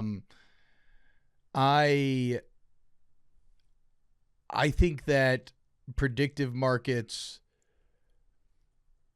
I don't know. I mean, they just seem rife for exploitation Yeah. and shenanigans. I think they are. So we did a little bit of research on them, and a lot of people out there that are listening to this podcast, the podcast in general, are probably very familiar with the predictive markets. If it's Kalshi, if it's Polymarket, and I know, disclaimer, I believe DraftKings is potentially getting into the predictive market futures. I think FanDuel is as well, and Robinhood has just announced something where I don't think they're doing it for themselves, but they're using one of the other predictive markets to like give them the odds. So they're expanding a lot, and you didn't really hear about them too much until very recently. And they started a few years ago, but then they got banned. So they're regulated by the CFTC, not the SEC. The SEC, Securities Exchange Commission, they regulate stocks for the most part. Yeah. Like trading. And the CFTC, they regulate futures. So if you're like betting on the price of orange juice concentrate to go down, then that would be regulated by the CFTC instead of the SEC, and they have different rules. With them, you can trade based on non-public information. If you've got an edge, if you know that there's an outbreak of brucellosis taking place in Oklahoma, you can bet on the price of beef to go up because the cattle supply will go down. Yeah. Like if you have inside information, you can do that. Or if you're a rancher. Will you get in trouble for that or no? Or Because the no, CFTC can't. If you're a farmer and you hedge, they're designed to like hedge for people that are in those types of industries. So if you're a farmer and you know that it's going to be a very good year or you think it's going to be a very good year for crops, but there's always something that could come up, then you can bet kind of against yourself to hedge a little bit. The thing is, in the age of predictive markets in crypto, I think everybody, you just really have to, and it sucks because it's generally, the people who can't afford to lose who lose, but you just have to accept that there's not going to be any regulation and you're doing this all at your own risk. Yes. Because we talked about it maybe last time I was on here, that crypto, what was it with like Trump tweeting out the tariffs, and there was like one account that in like 10 minutes made like $100 million, hundreds of millions. They clearly had inside info. Yeah. With the futures and predictive markets, you're allowed to do it if you gain information through your business or through your connections or whatever. You're allowed to trade on these types of things. What you're not allowed to do, you can't commit fraud. You can't manipulate the market.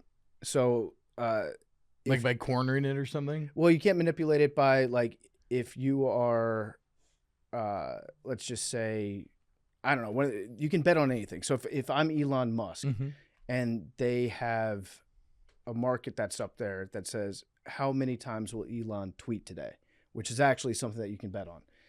Elon can't tweet saying, I'm only going to tweet 3 times a day. Congratulations to everybody that has bet on me to do that. And then trade against that, buy it when the he could tweet that, but he can't trade on it. He could tweet that, then the market would shift, and then everybody that's betting on Elon Musk to tweet fewer than 10 times that day, the price would go way up for that future, and then Elon could buy against it and say still he will tweet less than 10 times a day. Or sorry, and say he could buy a future saying he will tweet more that day after the price for that market went down because of his previous tweet. Yeah. Am I explaining this right? Yeah. No. And then he could proceed to tweet 50 times that day and make all the money after the market dipped when he said, I'm only going to. Yes, he can't be involved in it. Since he has direct control over the market, he can't be involved in it. He can't. I think you can be involved in it, but you can't manipulate the price of it beforehand. So I guess what I'm saying is if he were to tweet out, I'm only tweeting 3 times a day, then all the people that had bought the fact that he will tweet less than 10 times that day, the price for that goes way up. Yeah, they got value. But the price for the other side of that goes way down. Then at that point, he could buy the side that went down and then tweet more. And then proceed to go back and tweet more and then make all of his money based on the manipulated price for that future. So this actually ties into a great book that I was reading about the creation of Chicago. Yeah. Which is called Nature's Metropolis. And apparently the grain elevator was a massive deal for Chicago when combined with the railway of like making it the hub of all like U.S. grain supplies and whatnot. And I don't know if this was the first futures market, but I think it was one of them. But I couldn't fully wrap my head around it. But like one of the first, if not the first true futures market was with grain prices in Chicago, where people were putting shorts or going long on it. Yeah. And then people would like buy up supply and try to corner the market to manipulate it, but then you could get stuck holding all that supply. Yep. It's so it's just that now that is everything. It's everything. And also the supply is just like out there in the ether. You don't actually have to have like a warehouse for your supply. It's like actually nothing. And so right now the rules that are in place are each market has their own responsibility to enforce these rules. So the rules that say that you can't manipulate the market, you can't commit fraud with it, you can't if you're trading because you got the information through illegal means. That's one of the rules. You're not allowed to do that. But every marketplace establishes and enforces their own rules to maintain. It's just everything is gambling. So now. like Kalshi and Polymarket, they are in charge of establishing the rules for themselves and enforcing the rules for themselves. And right now, the CFTC, which is the group that's in charge of everything like that, they see the predictive markets as being a very important player in the future. So they are kind of doing a hands-off approach to it and saying, I want you to grow. Go out there and innovate, develop, expand as much as you want. So there's like very limited oversight about the futures markets right now. I can't help but feel that this just ties into all the dark capitalism that we were playing with earlier. I just still can't accept that this is legal. Like we mentioned Stranger Things, so I Googled it. I'm on right now, Who Will Die in Stranger Things Season 5. Right. And like you can buy Steve Harrington, if he dies, I will be upset, for 25 cents. So if I bet $25 on Steve Harrington to die, I would get 100. Yeah, if he dies, yeah. This just can't be like that's a known answer. Like somebody, like someone, a lot of people out there know the answer to that. So it also includes like you're limited how much you can bet on this, and they don't like you using the B word. Yeah, you can't for say bet. that. Predicting, but online, if you look at what Kalshi and Polymarket are talking about through their social media accounts, they use the word bet. I mean, they're not supposed to. But have you ever looked into like there's so many different forms of gambling, like the CS:GO, like skin gambling, like gun skins and stuff. Like, apparently they've managed to create entire Counter-Strike casinos that are not age restricted and all this sort of stuff. There's I was watching a YouTube video about the guys that started Stake.com, and their first website was just like you bet where a random number generator was going to end between 1 and 100, and like the day after they launched it, they were doing like millions in trade volume. That actually sounds really fun. And then there's like Will Memes guess the lottery number before the end of the year. Like could y'all put that on here? Like how are these? You could. Somebody could put that on there. I looked up yesterday when I was doing some research to see if there were any Barstool related things that were on there. The only one I could find that's tradable right now is will Dave Portnoy give a pizza review 9.0 or above before the end of the year? That's information that if we really, I could probably find out when he got the 9.0 and I could trade on that. The larger the market gets, the more likely it is that there's somebody that's on the inside that will have information. So with Stranger Things, I assume that a lot of people are betting, or a decent amount are betting on Stranger Things. So if you're like a producer of that show and you know the information, I don't know what the market is for that. My guess is it's probably, you could put anywhere between $5,000 and $100,000 on it and make money off that. Pretty big difference. Well, it's a pretty big difference, but this says there's a volume of $80,000. That means 80 grand has been placed on this. Okay, so yeah, probably you could maybe bet, I don't know, 4 figures on it.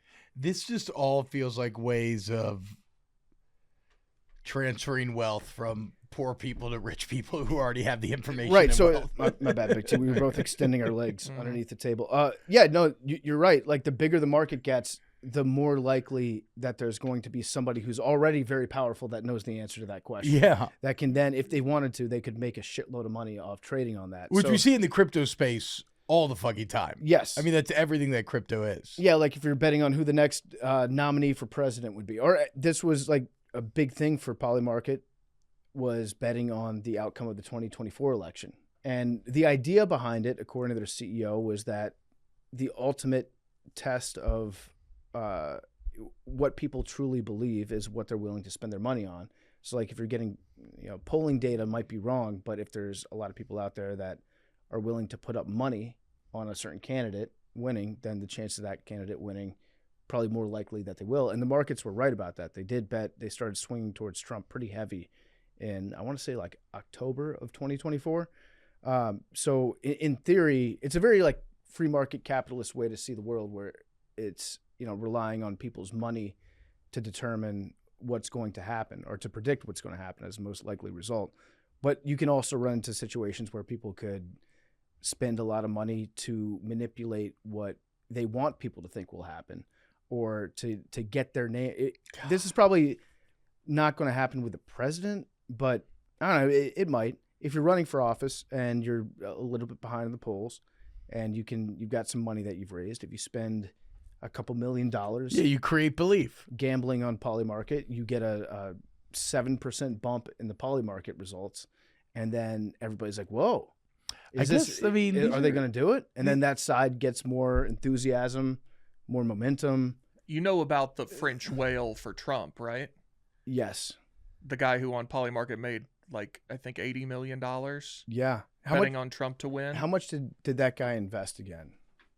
I'm not sure. They recently just did a 60 Minutes thing on all these prediction markets, and they talked about him a bunch. I'll see if I can find how much he bet. But what he did?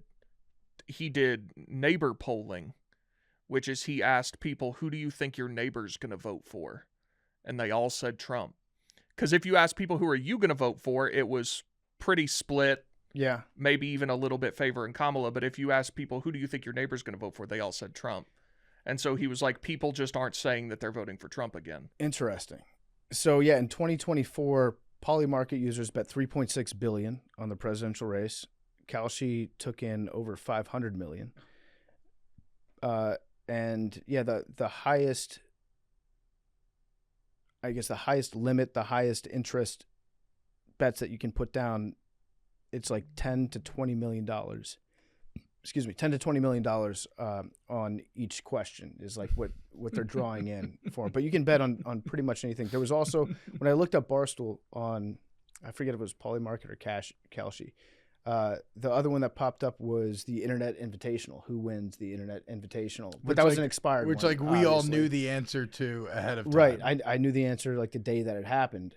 And in theory, I could have gone in there and I could have put a lot of money on the winning team and probably made a shitload of money. You could have done it through a proxy. Right.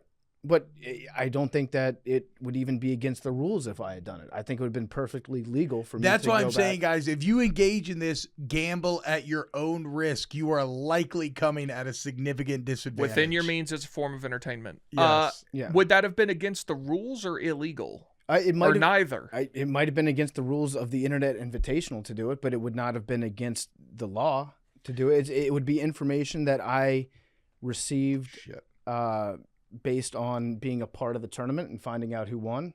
Like, I kind of do want to bet on Stranger Things now. I just don't know it. Like this, we're sure this is legal. Yeah, it's legal. Yeah, It's legal for you. You don't know shit. No, I don't. I just think like how the producer is allowed to bet on that.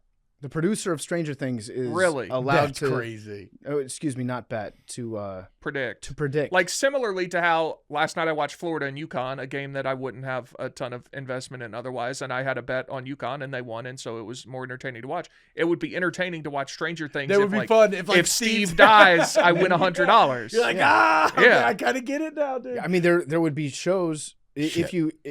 I gotta roll. You gotta run. Okay. My bad, boys. I gotta go do roughness here in a minute. Okay. Thank you for having me, though. Thanks Sorry for I coming fucked on, up my BT. meetings. I was like, that was super fun, though, guys. No, you're good. I love every Macrodosing episode. Y'all are the best. Thank you, Mac. Thank you, Madden. Thank you, guys. We'll see you tomorrow morning. Yeah. See you on Wub Ugh. tomorrow morning. What? I love WUB. I early. just don't love the 6 I a.m. know. It's early. Yeah, Big T, to that point, yeah, you can. There will be shows if this predictive market thing continues on and continues to grow. There will be shows that are kind of designed for people to bet on. Think about that. Yeah. Madeline is raising her hand. So I understand that like if I inside trade with the stock market, I can get arrested for that. Yep. I cannot get arrested Unless for you're in doing this on a Congress. call sheet. Good point, Big T. Mad Dog, good question. You cannot get arrested as long as you don't engage in market manipulation, which So like the Elon Musk the Elon example. Musk situation. I guess, yeah, like if you found out that memes did get, let's say, will memes get the lottery ball, but on part of my take before the end of 2026, let's say that was something that you could speculate on Polymarket, and you found out that he did get the lottery ball the day before the show came out, so you had inside information. You could definitely be allowed to put your money on yes, he will. I don't know what the size of that wager or prediction could be. My guess is it wouldn't be very big. So let's say you put $200 on it and you said, yes, he will get it at 20%. Then when the show comes out and the prediction is closed because he does get the lottery ball, then you would end up making 5 times your money. So you would get, what did I say? You put down 200, I say 250 or 200? 250. Okay, 250. Then you would walk away with 1250 because of that, and that would be completely legal to do. Now, if you found out that he got the lottery ball correct, and you posted on social media, memes is never going to get the lottery ball. I just found out he didn't do it again. That's market Then the manipulation. price of memes getting the lottery ball in the future would dip down a little bit. Because the confirmed on this show via Mad Dog, he did not get it. So then you could then buy it at a lower price, meaning your profit would be bigger when the show comes out and it turns out that he does get it. That would technically be against the rules, but it would be up. What are the rules? Like, It would be up to Polymarket to enforce that rule of market manipulation on you, which Okay. they're not doing. right. So would I? I shouldn't say they're not doing it. I should say which I don't think they have a big incentive to enforce that. They might have they probably do have an entire part of their company that's dedicated to like making sure that there are rules, but they're not front. It doesn't seem to be very important to the business model. Now, is it not considered inside trading just because it's not like a government, or I guess the stock market's not government? Why is it not considered inside trading?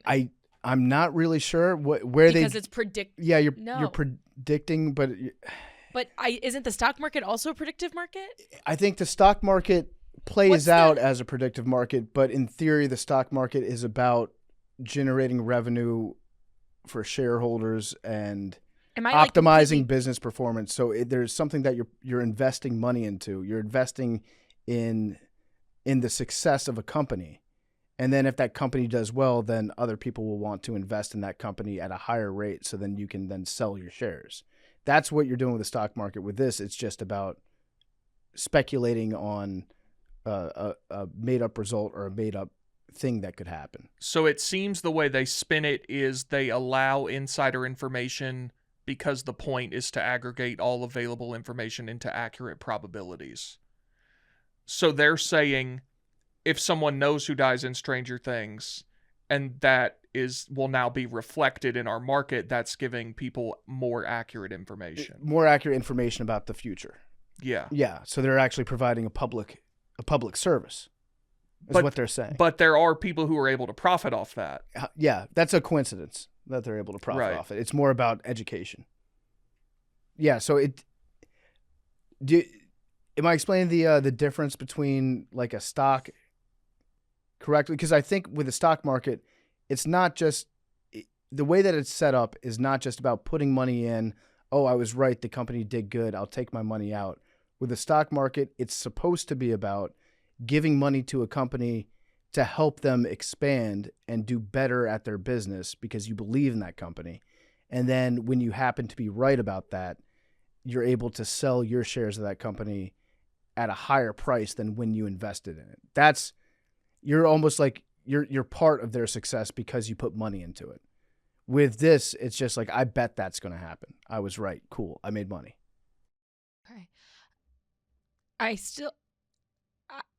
It does. Everybody has the same reaction too. When they first hear about them, they're like, "What? How is this? This seems like it could be very easily rigged." Now, can I also ask? And these might be dumb questions. I just don't know. In my head, I obviously understand insider trading is bad and don't do insider trading. I understand that. Yep. If you're gonna inside trade on Kalshi or manipulate whatever. Mm-hmm. Inside trade, quote unquote. If you're going to break one of the rules, is that what you're saying? Yeah. Okay. Isn't it almost more like morally corrupt? Maybe not. Like it feels just as morally corrupt or like governmentally corrupt to quote unquote insider trade with predictive markets that you don't because there's a hard and fast yes or no to everything. And if you know I'm saying I agree with you that like if you know the result 100%, then it's bad. Then it doesn't seem like it should be fair to have the public then also trading against somebody that has the inside information about it, which you're not wrong about. You're not wrong about that at all. So like it is, but I guess it's not trading because you're not trading stocks. It's insider gambling. Yeah. Manipulation. Yeah. You can do real life point shaving for whatever it is that whatever your line of business is. Right. Yeah. So I guess it's not technically insider trading. It would be kind of an insider different thing. Yeah. Some people are going to know the answer to a lot of these questions and the public will not. And it's legal. That's the only difference is it's legal. And I think you're probably right to be asking why is it legal here and it's not legal for stocks. I think that's a very fair question to ask. So you also can't make a false statement to manipulate the market out there. So if you're a producer on the Internet Invitational and you see that prices of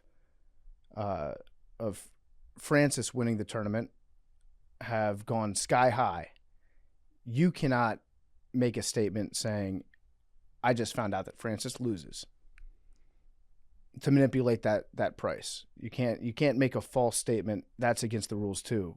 But I don't know who's going to enforce that rule because I don't see a lot of enforcement right now. It's very it is the Wild West. We're living in the Wild West right now when it comes to those markets. And but the government thinks that it could be a good source of business in the future, or a growing economy. And all the numbers are saying that, yes, the predictive markets are expected to grow a whole lot. So it used to be against the rules to have these predictive markets.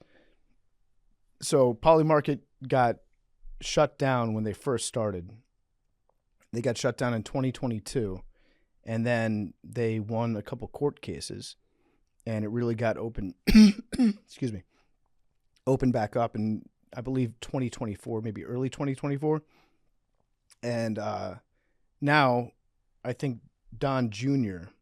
is advising. He's an advisor for both Kalshi and Polymarket. Yeah, and he had that interview where they were asking him how much he makes from this, or the founders of Kalshi or Polymarket, one of the two, were asked about Donald Trump Jr. being an advisor, and they were like, how much are you paying him? And they wouldn't answer. And they were like, doesn't he have a lot of inside information that he can use? Yeah, in this case, like, yes, it does. It seems pretty corrupt. I also see if you're Kalshi or Polymarket, the market is so new and the technology is so new that you do need somebody that is kind of involved on the inside to have any sort of insight as to what the government is going to do when it comes to your companies, because there's really we're writing this all from scratch. So that would be a great person for them to hire. It does seem like it's very corrupt to have somebody so close to the administration being also a paid advisor. Peter Thiel is also a big investor in Polymarket. Also another guy that's on the inside, probably crafting a lot of the potential regulations around what Polymarket would be. They got re-established in the U.S. I think it was early 2024. It might have been late 2023, where the government said, okay, you are now allowed to trade on these predictive futures. And that's where you saw the big increase come in the election. That's when it became a thing. Like Polymarket, Kalshi became established brands leading up to the election. They're still growing. They're expected to get much, much, much, much, much bigger.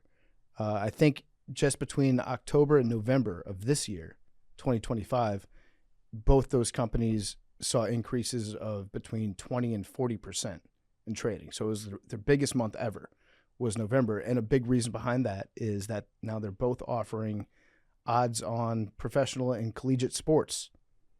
So you can put in bets just like you would on a sports book. So I know a guy who has shifted entirely to sports betting on these platforms. Yeah. Yeah, they don't have props. I don't think you can do parlays on them either. I'm not sure. I've never done it. But if you live in Texas or California or a state that does not have sports gambling on mobile devices, then they're going to be using Polymarket or Kalshi to put in bets on the game. Yeah. Which seems like it seems very out of scope for what those two companies do when it comes to who regulates. So they're operating sports books on those two platforms outside of the regulatory establishments that govern sports books. Does that make sense? Yeah. So yeah, they're getting bigger. They're going to keep growing. There's people that speculate that they could end up being, pretty much unicorn companies that skyrocket and take off in the future. I do see there's probably I see some no-brainer downsides to being able to gamble on everything, to be able to bet on everything. One is that you're going up against people that most of the times will have an answer to the question, will be on the inside, and they'll be able to make money off it, is one. And it's also not super healthy to be able to bet on all this stuff. If you see that as being like a job that you have, where now my job is I happen to be very good at betting on the future. A lot of people are like, well, I don't have to develop a skill. I don't see where I fit into the job market. I'm just going to gamble on Kalshi all day and just predict stuff all day long against against some things that can very easily be rigged against you because you don't have the inside information. It seems like there's a big downside to this. So I'm looking right now. The top one on trending was, what will Jerome Powell say during his December press conference, the head of the Federal Reserve? Mm-hmm. And it's live on the website right now. And so I guess he's already said inflation 50 times because it's at 100%, mm-hmm. But you can bet on if he will say inflation 10 more times for a total of 60. So, yeah, you know how like athletes always post their DMs after a game where they maybe don't hit the over in points? Yeah. Like now people are going to be Jerome Powell. Pissed at Jerome Powell. Why don't you fucking say inflation 9 more times, dude? You can bet on if he'll say the word again 10 times. Yeah, so everyone's going to be... Good afternoon. Yeah, everyone who's listed on How these, is this legal? this is a great question, Big T. This is a great because it exists in a world where it's not regulated by the SEC, where it's regulated by the futures trading, and I think most people can probably agree there's a big difference in betting whether the price of soybeans will go up or down next year depending on the growing season and the weather, and then also being able to bet on whether or not Dave Portnoy will give a 9.0 pizza review. And so right next to Jerome Powell, here's the Real Madrid-Man City game that just started. Yeah. And you can... Oh, so they do... I thought it was just like money line they had on here, but they have totals and spread and... Yeah, Mad Dog? I have one more I like question. how Mad Dog's raising her hand now. I know. I was like, this is I don't want to weird. interrupt. You know how for like some morally irrehensible whatever that word is, Reprehensible? reprehensible companies, thank you, like the Palantirs of the world, they try to kind of make it like we're saving the world because we're helping the military. What's the hook here of this isn't going to ruin the minds of young America? Okay, so Big T touched on it earlier, but they're getting very philosophical with it, which is what they tend to do when it comes time to prove that they're not being evil. So they're saying that it's good for society because if you have these predictive markets, you get a better understanding of what the future might look like because the markets will end up being correct in the long term. Wait. So, okay, I'll give you a hypothetical. It's not a hypothetical. It's one that's actually listed right now. Will Taylor Swift announce that she is pregnant in 2025? You can bet on that. Looks like the trading volume is $1.8 million. Okay. Is the amount that's been bet on it thus far. Right now, 2% chance that she is correct, or that she is pregnant. So you could look at this and just know, okay, Taylor Swift's probably not going to announce that she's pregnant this year. And they say that there's some value in looking at the markets and knowing what might happen in the future. There's value in knowing that she probably won't be pregnant. If you're a person out there that is like, I'm just so curious if Taylor's going to be pregnant. I Let me check. understand. Oh, I just don't 2%? Okay, understand she's what not. That's peace of mind. that doesn't make sense in my brain. That's a fair point. That's a great counterpoint. Thank But you. that's kind of how they're explaining it. I just don't understand how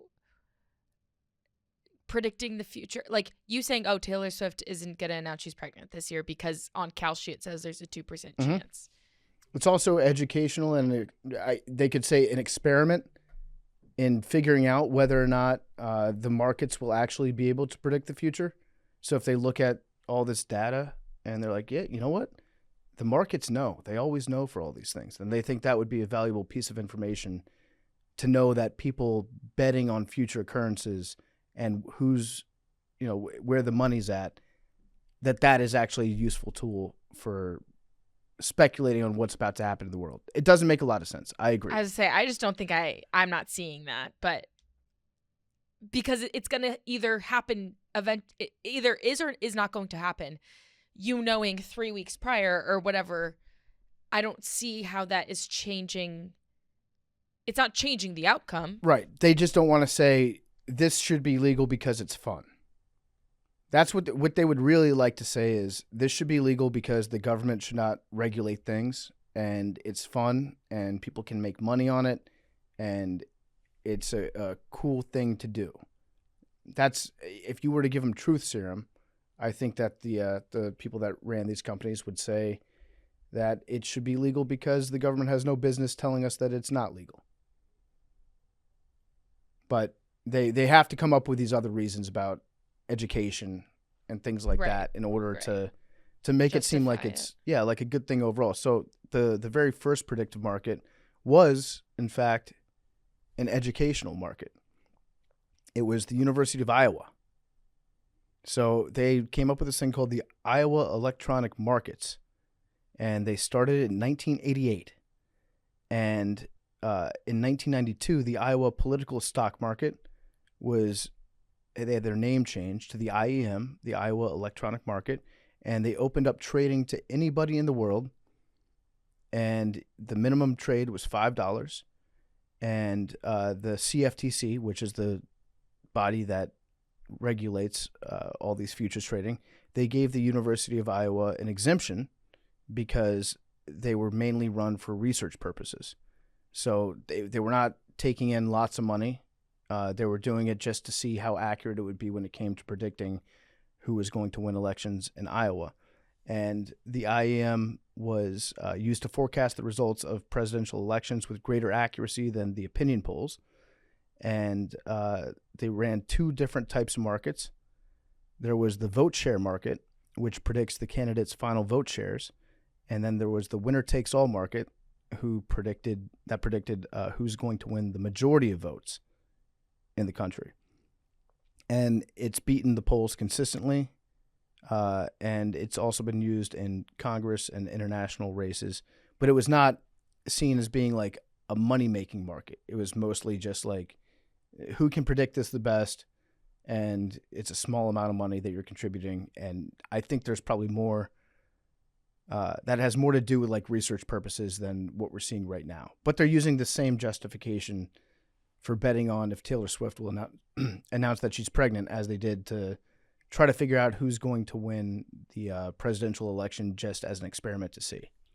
So as we've been sitting here, I tried to place $10 on Mr. Beast to be the 2026 Democratic nominee for president. Okay. And in doing so, I received a message that says, you appear to be located in the United States, France, or another restricted jurisdiction. Trading is not available to U.S. persons located in the United States, France, or persons located in restricted jurisdictions. Use of measures to circumvent or attempt to circumvent, blah, blah, blah. So can you not do this, at least for political? I think you might have to convert your money into a different type of asset. Well, I hadn't even put any money in yet. Oh, I just signed in. Yeah, I don't know what's going on. Because I'm interested in, I think there's good juice here on Mr. Beast. What's the price for him? 0.6 cents. So $10.80 wins you $1,800. But when you go to do it, it says unavailable. Now let me try if I do like Jerome Powell. Is that restricted? Unavailable. Is everything unavailable? I'm guessing you might have to use a VPN. I don't know what's going on. But then I'm getting unavailable on everything. I'm not sure I've never used Polymarket to put in any futures. Me neither. There was a guy named just recently, a couple days ago. Did we talk about this on this show? Alpha Raccoon? Is that why we started talking about predictive markets? I don't recall. A guy who goes by Alpha Raccoon, and he made over $1 million because he put very accurate bets on Google's 2025 year in search rankings. So he predicted 22 out of 23 of their like best of searches or their top searches, which led people to say, okay, this guy clearly has inside information at Google.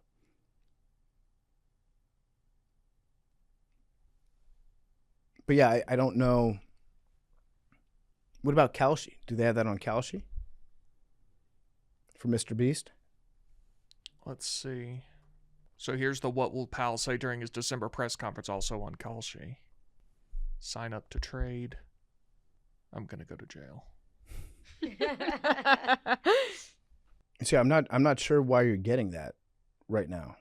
I don't know, but Kalshi just told me before I saw it that Real Madrid scored, so that's great. Okay, so if I want to buy Man City to win this game, now down 1-0 for $10. It's trying to let me. So is there some difference between Kalshi and Polymarket? I think Polymarket might be limited to some sports events right now, and everything else might be following. I'm not sure about all the court cases and the differences. I know that people in the United States are betting a lot of money on Polymarket. They just launched an app in the United States. I would like to bet on Steve Harrington to die in Stranger Things. So if someone can tell me where I can do that safely and legally, I would appreciate it. You want him to die? No, I just what he seems like someone who might, and I just want to have some skin in the game when the new season comes out. Okay. By the way, I've got a prediction for you. How about that? Mhm. On a prediction show. Netflix is coming out with the final batch of episodes for Stranger Things on Christmas Day, which is the same day they have NFL football games that they've already had issues with managing the traffic. Mm-hmm. I think that's a potential nightmare scenario. Yep. I would agree with that. Because the games are also at like 1, 2 o'clock when everybody has run out of things to do on Christmas. Yeah. You're just sitting there staring at each other. And everybody's going to turn on. The people who aren't watching football are going to be like, oh, Stranger Things. We'll watch that. Yep. Hopefully, we won't be able to watch the Commanders and the Cowboys. That could be great for you. That would be excellent for me. I hope that everyone watch Stranger Things on Christmas Day, please. Spare yourself. Are they doing halftime shows for that? I'm sure they will. Yeah, I think they might have announced. Did they announce who's doing them yet? I believe so. Who do we got? Last year we had Beyonce, right? Yes. And she was dressed up as a cowboy. Yep, Cowboy Carter. And Max thought that it was anti-Eagles bias that he was not familiar with Cowboy Carter. I'm seeing a lot of the Thanksgiving ones. I have not run across those. I thought they did announce them though. Okay. But I don't see it.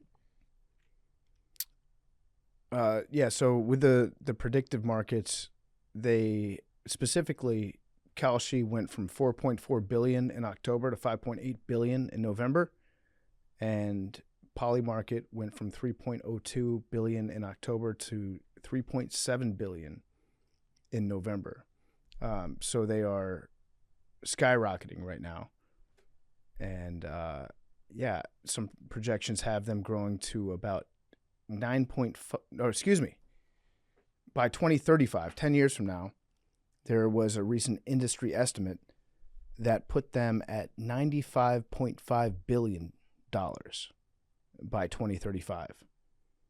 So growing about 47% year over year is what people are anticipating with these markets. It does not seem healthy to me to have that many people betting on all these different hypothetical things that could happen. It doesn't seem healthy, does it?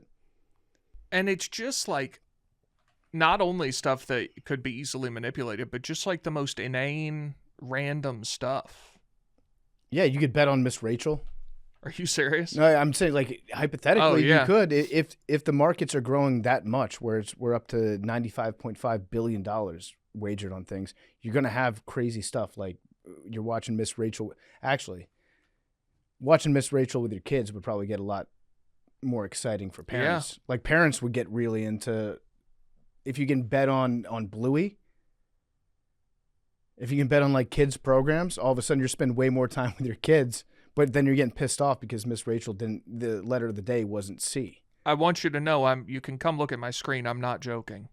You can place a wager on if Jesus Christ will return in 2025. Now here's my question. Uh-huh. Who's paying that out after the rapture? That's a great point. Like is that going to be at the top of people's minds? Like you hit this insane bet. Yeah. And then what? You should. And now it's the tribulation. You should, even if you did get paid out the second that it happened, what are you spending the money on? Right. What are you going to do that money? What's it trading at now? It's not give. Oh, here's order book. 0.4 cents. Okay. So I guess 225 to 1. Okay, that seems like all the money should be coming in on no on that for the reason you specifically said. Yeah. Because if you win the bet, you're not doing anything with the money. If you 100x your money, I guess it'd be 200. If you 200 times your money, what are you spending on if he does reveal himself? Absolutely nothing. Yeah. You found a weakness in the market, Big T. Should we just be... Oh, it won't even let you... Oh, yeah, no, you can bet no. You can bet no, but my guess is it's very, very limited. You can bet 99.60 to win $100. Will somebody take that trade right now? It seems like it. Okay, there you go. So there, you just made yourself... That's not 40 cents. It's not a bad return on investment. I mean, if you do that at a large enough scale... which is when I mean, we've only got, what, 3 weeks left? and as these things scale up, when you have more people trading on something like that, I would imagine actually that would probably still be one that would be limited. Yeah. You're not this can't be real. The volume on that is $2.5 million. That's how much people have traded on it? That's what seems to be the case. I don't understand why anybody would ever bet yes on that. Is it just people betting a bunch of money on no? There- Oh, okay, yeah, okay. So you there can has to be a market. You can see other people's trades. Someone bet 68,000 shares of no. I don't know when this was. For $107,000. That's crazy. Or is that to make 107 to get back 107? My guess is probably to get back 107. I don't understand how all these numbers are orchestrated. I also think some people are manipulating them for screenshots, like Antonio Brown, For sure. where it's like, oh, look at this. I'm favored to be the New York Giants head coach. You think it's going to be Marcus? No, I don't think so. I think there's a pretty big body of evidence on college coaches going to the NFL. That would be a big red flag. Also, if you're a college coach, why would you do that and potentially get fired after 2 years? If you're specifically Marcus Freeman. Because he could come back and coach in college again, and you don't have to recruit, and But you're walking away from a lot of money at a good job. well, he's getting a lot of money. Then if you get fired, you still get a lot of money, and then he could come back and coach in college again. And he's like 40. He's got something to prove though now. Yeah, good point. Good point. That's why he You pissed off the wrong guy. If there's anything we know about Marcus Freeman, if there's a chance for him to play in a college football game and coach a team, going. God damn it, he's going to do it. Sorry to Notre Dame, I shouldn't use that phrase. Unless it's the Pop-Tarts Bowl, Yep. in which case he's not going. Was it the team or was it the university? Because It's unclear. I've heard a lot of people online saying like, "Hey, listen, this was the team made this decision, not the university." I hope for the seniors' sake that is the case. Yeah, I'd hope it was the team. yeah, because But I don't think there's been any definitive reporting on that. because the assumption has been that it was the university based on how the athletic director has been going on like a media blitz right now, and when people are saying, "Oh, it's the team's fault," that takes away the argument of, well, what about like, don't you care about the players being able to play in one last football game? How good is that for them? How good is it to practice and to get some of the young guys experience in the game without I also burning a think red it's shirt? very short-sighted to decline 15 additional practices, which is all the teams actually care about. Nobody cares about the games. Yep. Like, that is true. Teams don't care about bowl games anymore, but they do care about getting 15 practices. Yep. There is a body out there, the American Gaming Association. They represent casinos. They've got MGM, Caesars, and FanDuel, DraftKings, Fanatics used to be members of the AGA. They resigned from the AGA because the American Gaming Association is going on a marketing campaign against prediction markets. And that has rubbed some the wrong way. Fanatics, they just launched their own prediction market platform as well in a partnership with Crypto.com. And I think the casinos are afraid of getting in trouble with the state gaming regulators in Nevada.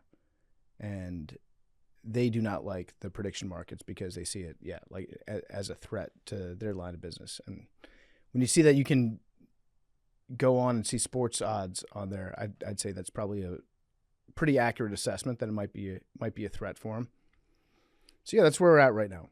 It does seem a little dystopian that you can bet on all this stuff, doesn't it? Yeah, it's weird. I do have some important breaking news maybe to close the show if you'd like to hear. I would love to. Secretary of State Marco Rubio has ordered all U.S. diplomats to return to the use of Times New Roman in official communications, dismissing Biden's adoption of Calibri as a, quote, woke-leaning and wasteful diversity initiative unfit for American diplomacy. Is that serious? Dead serious. Where are you seeing that? All over. Just search Marco Rubio. Is Calibri? Is it woke? I guess so. Oh, you know what it is? The serifs are kind of gay. Oh, is it? Probably, yeah. The serifs. Wait, does Times New Roman have serifs? I'm going to be totally honest with you. I know of the word serif. I Yeah. don't know what that is. That is the little like edges that some of the letters have at the end.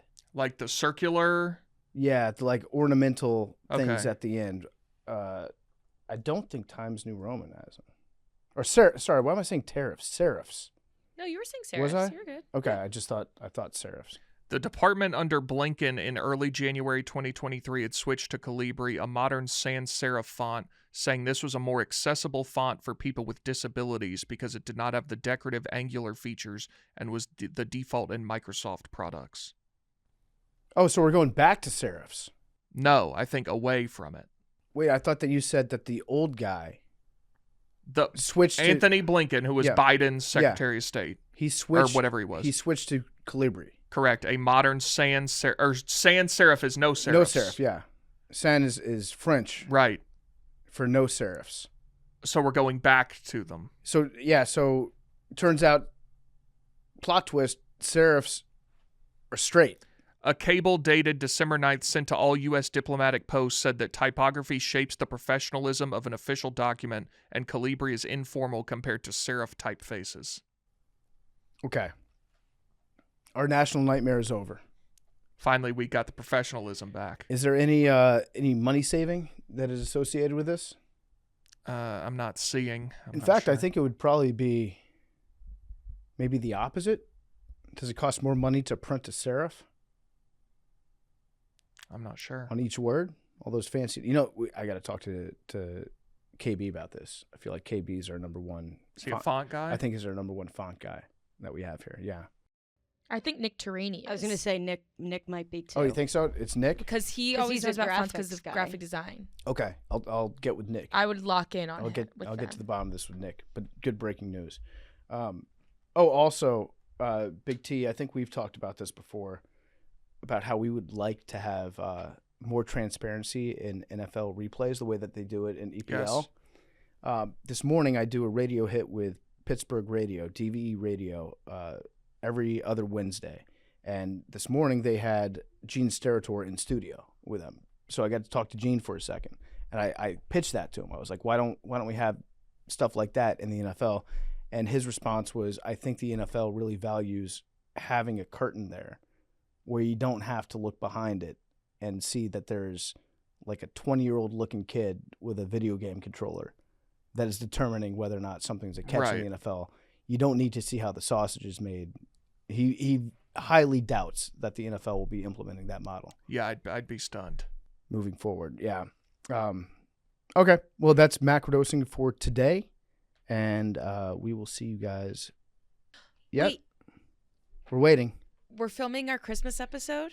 Yes. Please send in Christmas-related voicemails about your favorite things. Favorite things. So if it's something small, favorite gifts. Yeah, if it's something small that you've used a lot of this year that isn't a widely known. I'll give an example.